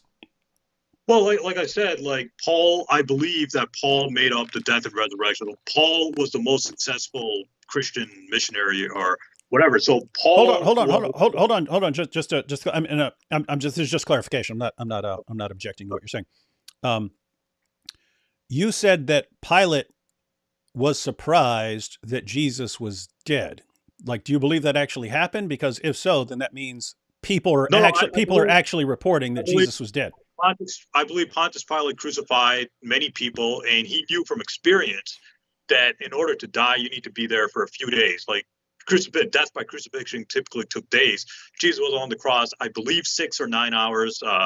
Don't quote me on that. Let's just say 6 hours for sake of argument. So Jesus would have certainly survived. Even Raymond Brown, in his book "Death of the Messiah," the two-volume book, he says crucifixion pierced no vital organ. So even Christian scholars are saying that nothing killed Jesus on the cross. So why, No, no, no, why? no, no. So if I say you got shot 10 times and it didn't pierce any organs, but you bled out, that does not mean you didn't die. So yes, putting a nail through a wrist here and through your heel pierces no vital organs. The lashing doesn't pierce any vital organs, but you die from blood loss. You die from blood loss and shock and eventual heart failure. That's the point of people when they say, "Hey, you don't die from actually having your lungs destroyed or something like that." They're not saying, "Oh, therefore there's nothing that kills you." It's you don't die. You don't die in crucifixion from from organs being pierced. It's you die from blood loss and shock and things like that. No, then it goes back to theological view that God supernaturally kept Jesus alive. So Paul was the most successful missionary, and history is written by the victors. So Hang on. that, Yeah. Hang on. Yeah. Yeah. So what I was asking about that was if you're saying that Pilate was surprised that Jesus was dead, that means that people had reported to Pilate that Jesus was dead because Pilate is surprised by this. Now, it sounds like your view is that they thought he was dead, but that was just Allah had miraculously sustained him, so he kind of looks like he's kind of has the appearance of being dead, and then they stick his body in the tomb. But that would mean that Paul doesn't come up with the idea that Jesus died. Paul doesn't come up with that. That view was already there. That view was already there. That was standard. That like the people who were there thought that he died. So that's not something that Paul came up with. That's something that Allah made them believe by miraculously sustaining him, but giving him the appearance of someone who had died. So that view wouldn't come from Paul. That view would come from Allah. no, because like humans have their own way of. There's this really good saying in the Quran. God is the best of planners. Quran chapter 3, verse 54, etc. So my point is that the disciples ran away from Jesus. They weren't eyewitnesses to what they didn't know what happened. And according to the Gospel of Mark, chapter 14, verse 50, and Josephus himself saw 3 people crucified. One was taken down alive. So surviving the crucifixion is certainly possible, according to the ancient historian Josephus. So again, it goes back to a theological view. As a Christian, you have to believe Jesus died because it's a theological view. As a Muslim, I believe Jesus survived. It's a theological view. We can have our differences in theology, but I strongly believe that the evidence shows that we don't know what the disciples believed, and Paul was the one who was making things up, and he was the most successful missionary in his view. I agree that the New Testament says Jesus died and was resurrected. I agree with you on that. So if you want to keep pushing that on me, that the Gospels say Jesus died and was resurrected, I believe it. But the problem goes back to, are the New Testament documents reliable? No, they're not, according to your conservative scholars. And then we know where the stories came from. It came from Paul, not the disciples. The disciples didn't write down anything. So who knows what the disciples believed? You would have to prove that to me. I don't know how you could. It's like impossible to prove what the disciples were saying if you're just going by Paul, etc. So that's what I believe. Paul started Christianity, not Allah. Um, yeah, yeah. I have to say, over the years, Muslims have exalted Paul almost to the level of a rogue deity with how powerful he was, right? I mean, Yeah. again, rejected. He would have been rejected by his fellow Jews. He would have been rejected by the disciples of Jesus, and yet completely overpowers everyone. Yet, in the at the same time, he's claiming to submit to their authority. Hey, whatever I'm preaching, I go up and I check to verify that what I'm saying is that they're on board with that. And then, of course, the next generation of Christians who knew the apostles, they think that Paul and Peter and all these guys are on the same page. So yeah, Paul, absolute mastermind. It's just weird that Allah knows this. He knows, hey, people are going to misinterpret this Jesus being nailed to the cross. They're going to misinterpret the empty tomb. They're going to misinterpret appearances, and it's going to start Christianity. And this apostle right here, this apostle is going to ease on into there and take over and completely corrupt everything and mislead everyone. Well, maybe but it's theological, so I can't object to it. So. No, maybe he was trying to destroy Christianity from within. I don't know. Like, I'm not, like, we can just work. I have to work with the information that I have, right? And Paul was the most successful missionary. Why? We know. Quick question. Quick question along those lines, because you didn't. You could have even with your view, you could have multiple views of Paul. You could say he's delusional or something. It's like with Muhammad. There are people who believe that Muhammad was deliberately deceiving people, and there are people who believe that no, he sincerely thought he was a prophet. He was just wrong. So I'm talking about the non-Muslim views, critical views. There are people who believe that Muhammad was deliberately deceiving people, and there are people who believe that he was sincere, but he was just wrong. So you can have the same view of Paul. You can say that Paul was deliberately misleading people. Or that Paul really thought he was an apostle and he was just wrong. But when you're saying that Paul came up with the idea of destroying Christianity from within, have you thought through that? Like, why would Paul want to do that? Because Paul's original objections to the Christian message was that it disagrees with Judaism. So why would he turn Christianity into this much bigger thing, which flies in the face of Judaism? If his objection to the preaching of Jesus is, this contradicts my view of Judaism, why would he then twist it into something that goes even further and then spread it around the world so that billions and billions of people are now on board with it? Because that's weird. I don't know, but what my views are that the disciples, they were not successful in preaching whatever their version of Christianity was.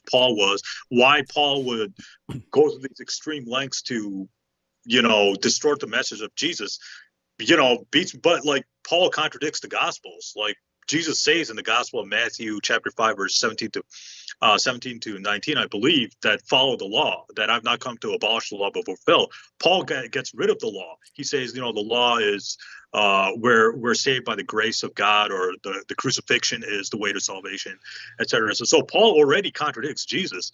Now, why Paul would make up this grand scheme to destroy Christianity from within, and why we go through how did I was pulling up a passage. How did Paul contradict Jesus? Like Jesus says in the Gospel of Matthew, chapter 5, verse 17 to 19, I believe, Jesus said, I've not come to destroy the law, but to fulfill. Jesus also says Scripture can't be broken in the Gospel of John, et cetera, et cetera. So Paul wants to get rid of the Old Testament and say, focus on the crucifixion of Jesus for sins, et cetera, et cetera. Jesus died for your sins.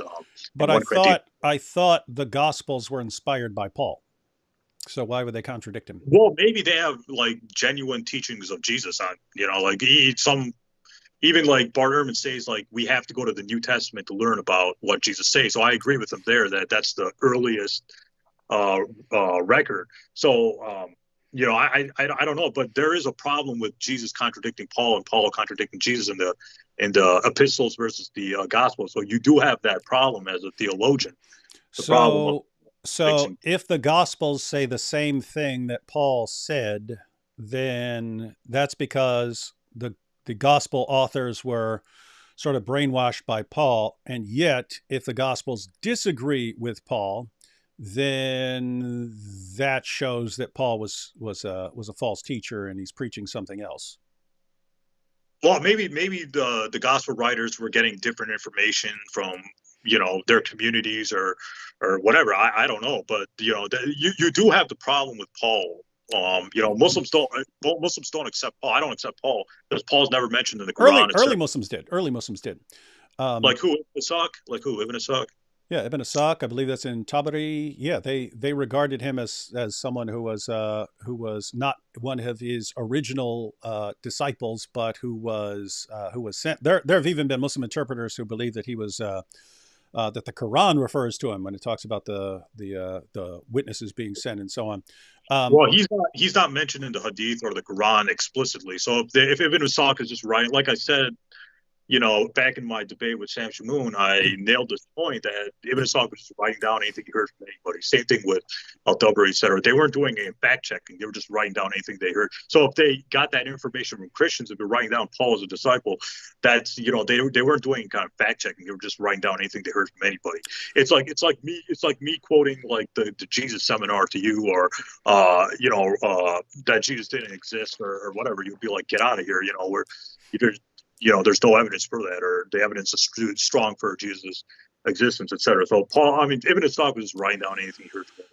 yeah, so just so everyone knows, the Apostle Paul said that he that he upholds the law. He just it was that is not the law is not what gets you salvation. Salvation is through Jesus. As far as Jesus saying that he came not to abolish the law but to fulfill, the normal Christian interpretation of that doesn't conflict with the Apostle Paul. It's that Jesus is saying he fulfilled the law, just as it's like in the same sense of Jesus fulfilled a prophecy.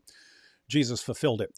So Paul is saying something completely different there. He's talking about like what Gentiles need to believe, and the people who are saying the Gentiles need to adhere to the old covenant law. But let's go ahead and take some super chats. We have to close out here pretty soon. I do have something to do about All right. by 11. I have to be taking care of one of my sons here.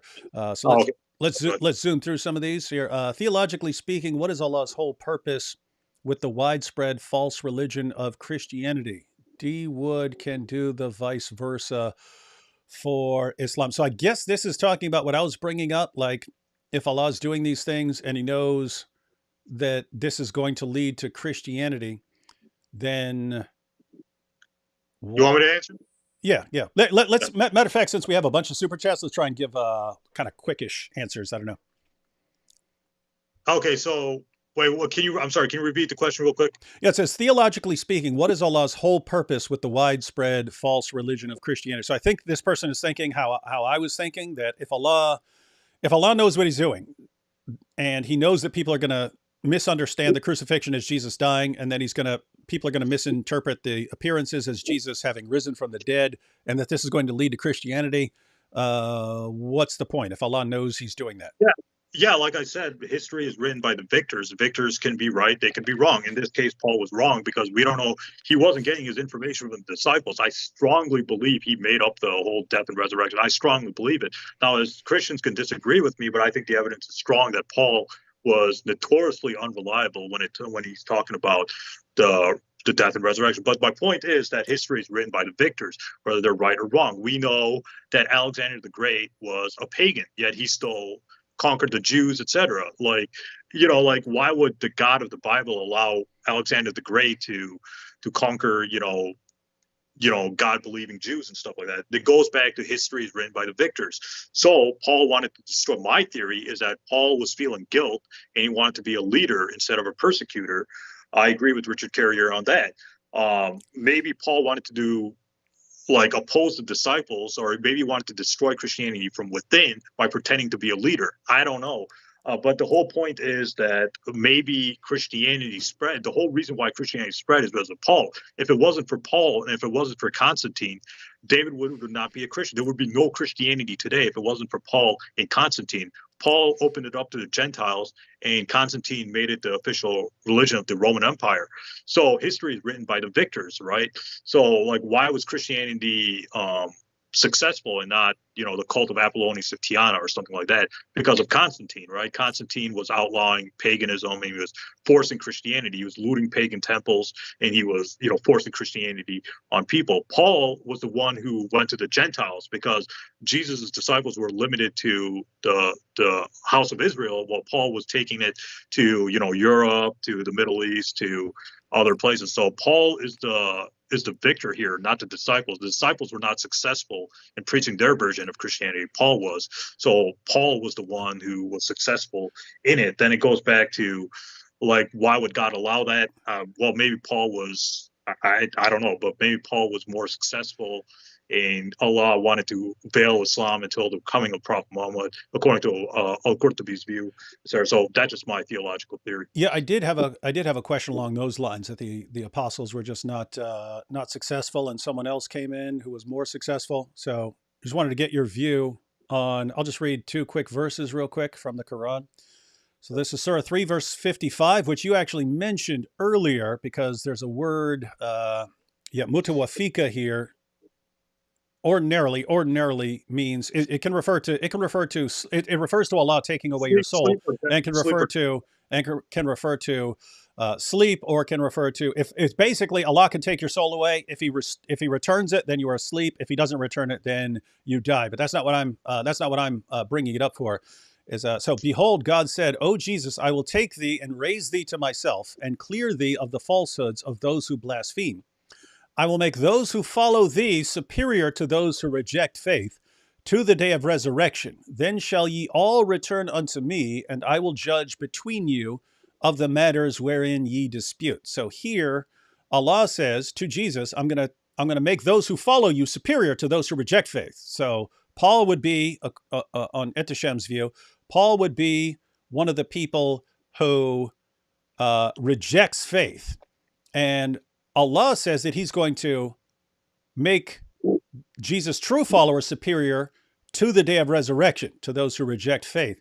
So that's 355. And then we want to get to 61:14. And let's see, I'll read Shakir here. O you who believe, be helpers in the cause of Allah. As Isa, son of Maryam, said to his disciples, who are my helpers in the cause of Allah? The disciples said, we are helpers in the cause of Allah. So a party of the children of Israel believed, and another party disbelieved. Paul would, of course, be among those who disbelieved. But Allah says, then we aided those who believed against their enemy, and they became uppermost. So Allah here says some of the children of Israel believed in Jesus, another party disbelieved. Allah says he aided the true believers, he aided them. He gave them supernatural assistance. He gave them supernatural aid. Allah helped them until they became. I just want the viewers to understand, because this might be new for them. So Allah says he aided the true followers of Jesus against their enemy until they became uppermost. But it sounds to me like Ehteshaam is saying these guys were weak. They couldn't get their message across. Their message faded out, and the Apostle Paul won. So according to 61:14, Allah helps the true followers of Jesus until they become uppermost over those who reject him.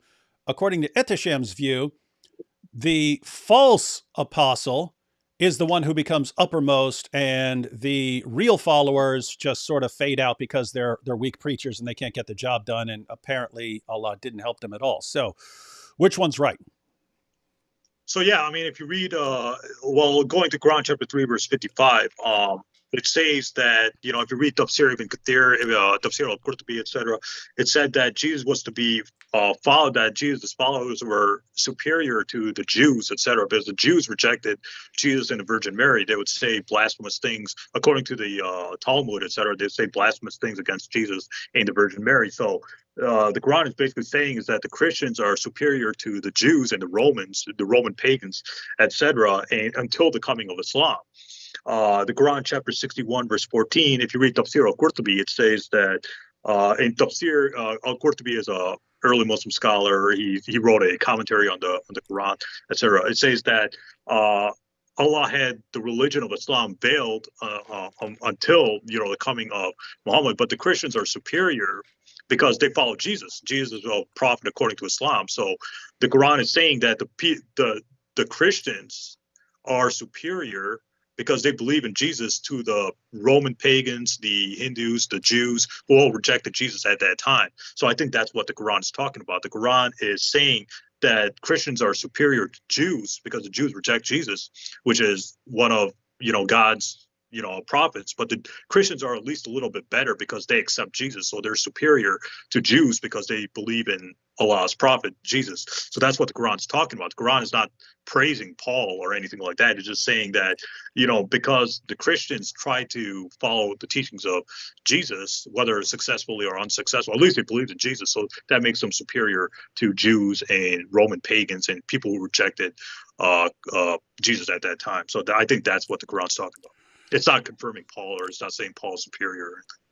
All right. Muslims have one source on this topic. Christians have the better sources. Muslims have one sketchy dude claiming to hear from an angel telling him what Allah said. This is tremendously problematic. Christian sources more likely. So if we were to flesh out this objection, it would kind of be, well, if you're just going to say the Apostle Paul, if you're just going to point a finger at the Apostle Paul and said, okay, Paul is responsible for all this, when Paul was in a position to actually be verified and confirmed by the people of that time, why wouldn't someone just say, okay, Muhammad comes way later. So if I'm going to say someone's making stuff up or getting delusions or something like that, why wouldn't I point a finger at Muhammad? Okay, so it doesn't matter if the Quran came 600 years later or 6 million years later. The Quran says it's the word of God. How do we know that? The Quran's prophecies came through. We have, other ways of knowing that the Quran is divinely inspired, but we're not going to get into evidence for Islam in this discussion or this debate. The Quran, well, first of all, you're just going to the New Testament. That's what you're talking about, right? The New Testament. But I agree that the New Testament is early, but it's early and it's not reliable because, like I said, like I cited Raymond Brown, Craig L. Blomberg earlier in this discussion, that they say that the Gospels are anonymous. They're written by Greek authors, Greek-speaking authors. Jesus spoke Aramaic. That right there, that's a big problem right there, problem of translation, etc. So even Christian scholars are saying the Gospels are unreliable. So if you're saying, well, the New Testament's early, yeah, it's early, but it's not reliable. Just because something is early doesn't mean it's reliable. Just because Ibn Ishaq is early, that doesn't mean he's reliable. Same issue with Islam. I'm not saying Islam sources are vastly superior. Same issue. Ibn Ishaq is early. Yeah, it's early, but it's unreliable. As I've said, I don't know, like 200 times on my channel, I've explained why Ibn Ishaq is not reliable. So I agree that the New Testament is early and there's multiple sources, but it's not reliable because we don't know where it came from. We don't know what their sources were. So how can I trust the New Testament? Why am I going to put my salvation on the line believing these documents written by anonymous Greek authors who had no connection to Jesus? Why am I going to risk burning in hell believing in those documents? I even told this to David Wood. I'm willing to convert to Christianity if someone can prove that the Bible is historically reliable. The New Testament's historical. That hasn't happened, right? I'm still open to that, but that's why I'm putting my faith in God's book, which is the Quran. The Quran can be proven. The New Testament. Ooh, the Quran that affirms that Christians have the gospel. We might. I don't know what your views are on that. We might have to save that for a discussion because that one would take a bit of time on what the Quran is actually. The Quran's position. I can respond to that. The Quran's talking about the revealed gospel in Quran chapter 3, verse 3, Quran chapter 5, verse 46. It's not talking about like the New Testament. Hey, let's have a separate live stream on that because. No, let's do evidence for Islam. That's something I really want to do. We could do that too. We could do that too. I'd be interested because I don't know what your arguments are. So yeah, we could do that. It's prophecies and scientific accuracy. But like in the last discussion with Shamoun, I didn't get a chance to do it. But yeah, let's do it. Let's do it. All right. So I got to be off here in about 12 more minutes. Let's just burn through some of these. Islam teaches, and I'm sorry for everyone who put in super chats that I didn't get to. I am on a time constraint today. Well, if I'm talking too much, just cut me off. No, it's fine. I'll just try and get through as many as I can before we have to close out. Islam teaches, and some of these we don't actually need to respond to. Yeah, Islam, I gotta eat dinner and I gotta finish Spider-Man 2. So we'll be off in about 10 or 11 minutes. Islam teaches to follow the straight path, and Jesus said he is the straight path. Stephen the Pelted is rolling in the grave, joking. Oh yeah, really funny to joke about people rolling in the grave. Big Rig says. Wait, what did he say? What did he say? What he said? He said. Well, yeah, I don't know because he's Stephen the Pelted and saying is rolling in the grave. I guess he's talking about Stephen. I don't know. Want to talk about trust? How do you trust a being that says they are the greatest deceiver? Do you not see the logical fallacy of saying you're the truth and the greatest deceiver at the same time? Does Muhammad have proof of a flying carpet? No, he didn't fly on a carpet. Look up the miracle of Nohad el-Shami from Lebanon and tell me Christ is not Lord. Not sure what that's referring to. I don't know what that is either. It makes sense the New Testament doesn't comment on Peter's death if he was still alive and contributing to it. Also, being internally anonymous doesn't mean we can't see who is unanimously credited externally. Yeah, so they're you have to throw out a lot of tradition from the second and third generations of Christians on the sources, but that'll be a topic for a different day. Carrier thinks Paul and Peter were on the same page about Jesus. Otherwise, Carrier can't argue that the first Christians in the Jerusalem church were worshiping a crucified angel. Yeah, I know Ehteshaam likes Carrier. I've never thought that Carrier was coherent, but yeah, we'll not be able to get through all of that. Yeah, Richard Carrier doesn't like you, David. Oh, really? I have no idea why. Tom here says, great beard. We don't know which beard you're talking about because there are two of us here. Unless you want to say it plural and say great beards, then we're good, both good. If you're talking about comic fan, yeah, that's me. David, you're being very nice to this guy, but he's dishonest, and you cannot have a respectful debate with a guy who's dishonest. Well, I mean, keep in mind, there are two issues. If someone says something you're disagreeing with, or something that you believe is wrong, you can believe that he's sincere but wrong, right? So I can believe that Ehteshaam is wrong, and I can disagree with him, but still believe that he's trying to be right, versus someone who's just like lying. So I would normally assume that someone is being sincere. Is he a Christian or is he an atheist saying that? Is he a Christian? No idea, but yeah, I usually don't judge people's motives until they reveal them. Like you can. I've debated people who are dishonest. I've debated James White. He's dishonest. He's a liar. I've debated Sam Shoon. He's a liar too. So I've debated what you're saying right now. So I believe that you are wrong on a lot of things. Do you actually believe what you're saying? Yeah, I believe. Okay. As a Muslim, I believe what I'm saying. Now me and David, we can have a disagreement. So you don't got to call me a liar. I mean, just because I have a different theological view. I mean, I think James White's a liar. You don't. Hey, don't be attacking every other Christian in the world here. Paul's gospel is of hope. He was condemning God's chosen people to death. He changed his mind for some reason. Wake up, beloved. Ehteshaam is painfully dishonest. He's jumping around. Wait a minute, is that the same guy? No, that's a different guy. That's multiple people saying you're being dishonest.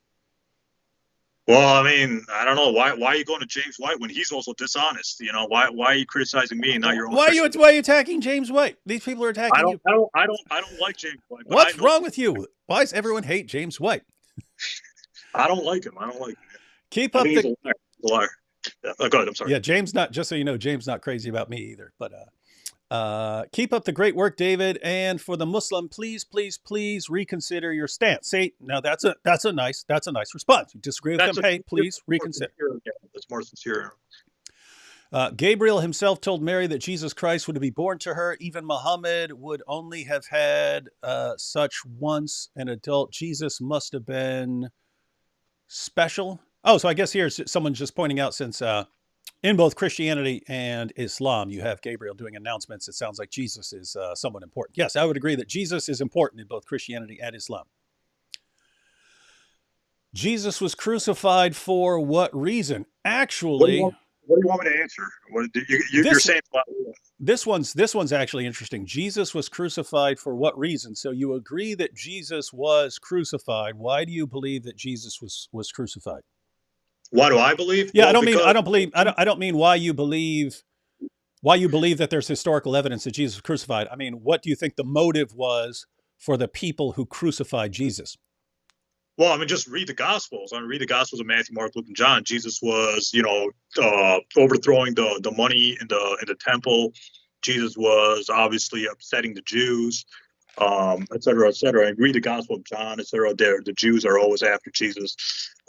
So yeah, there was a bunch of reasons why Jesus was crucified. I just don't believe he died because I believe God can protect. Like, why would God protect Elijah? Why would God allow Elijah to go to heaven without dying? Enoch without. Why can't God save Jesus? I'm not being dishonest here. I'm just me and David. We can have our theological disagreements. I don't agree with a lot of what David Wood says, but I'm not just going to say he's a liar, you know. That's just my theological. I mean, I think Jesus was crucified, but I don't see any theological reason for it. I believe he survived. But just read the Gospels why Jesus was crucified. I agree with the Gospels that that's the reason why he's crucified. All right, got about 5 more minutes. Ehteshaam, how do you reconcile Ephesians 4:9, which states that Christ descended into the lower parts of the earth if he didn't die? I think I can answer for you. That comes from Paul, and you would think that Paul is wrong there. You wouldn't agree with Paul, right? Yeah, Okay. but Paul's letters like contradict each other because Paul also says there's one God and one Lord in 1 Corinthians chapter 8 verse 6, et cetera, et cetera. So, but yeah, I'm sorry, wait, go ahead. And regarding what I just said, Jesus must have been holier than Muhammad and all other prophets. It would totally make sense to call him the Son of God. Then, so I think the idea there is Jesus is just really different from lots of other people, not only in Christianity but also in Islam. But yeah, we'd have to save that for a future discussion if you actually wanted us to go through that. Just Do remember, you want to address any of these? what's that? Do you want me to I'm like? I'm I'm basically pulling them up, reading them, and then seeing if there's anything we can comment on for the next couple minutes before we have to sign out. So like this, just remember that demons feared Jesus and Muhammad feared the demons. Not something we really looking for stuff that's actually connected to the conversation. Some of these are, some of these are good points that would be interesting for discussion, just not when I have to sign out in a couple minutes. Uh, Um, let's see. Sounds like you're an Ahmadi. No, you're not. no, You're not an. no. You're not an Ahmadi. Like You I just, said, yeah. Your position on this issue has some similarities with the Ahmadi position, but Ahmadis Shabir have Ali, Ahmadis yeah, have a lot of. Shabir Ali is not an Ahmadi. He believes in that Jesus was crucified but survived. It was made to appear to them does not mean somebody else was crucified instead of Jesus. Where are you getting that from? Even if you read the Arabic doesn't imply that. So me and Shabir can have our views based on the New Testament and not adhere to the Ahmadi thing. No, I'm not an Ahmadi. I'm a Sunni Muslim. Yeah. So yeah, I guess the position there is you can agree with an Ahmadi on some point. That doesn't mean that you believe in Mirza Ghulam Ahmed or something like that. Just like a Christian, just like I can agree with an Ahmadi on some point. It doesn't mean that I would be an Ahmadi. But yes, it is the position that you're maintaining as far as Jesus being crucified but surviving is much more common among Ahmadis than among Orthodox Muslims. But yeah, so the Uh, Quran I, at the end of the day, Surah 4 verse 157 does allow multiple interpretations. So exactly. So me and Shabir Ali, we're not Ahmadis. So. question for the Muslim theologian: why are you using known atheists such as Richard Carrier for your argument? Richard Carrier would Um, also say Islam is a myth. Just give a heads up.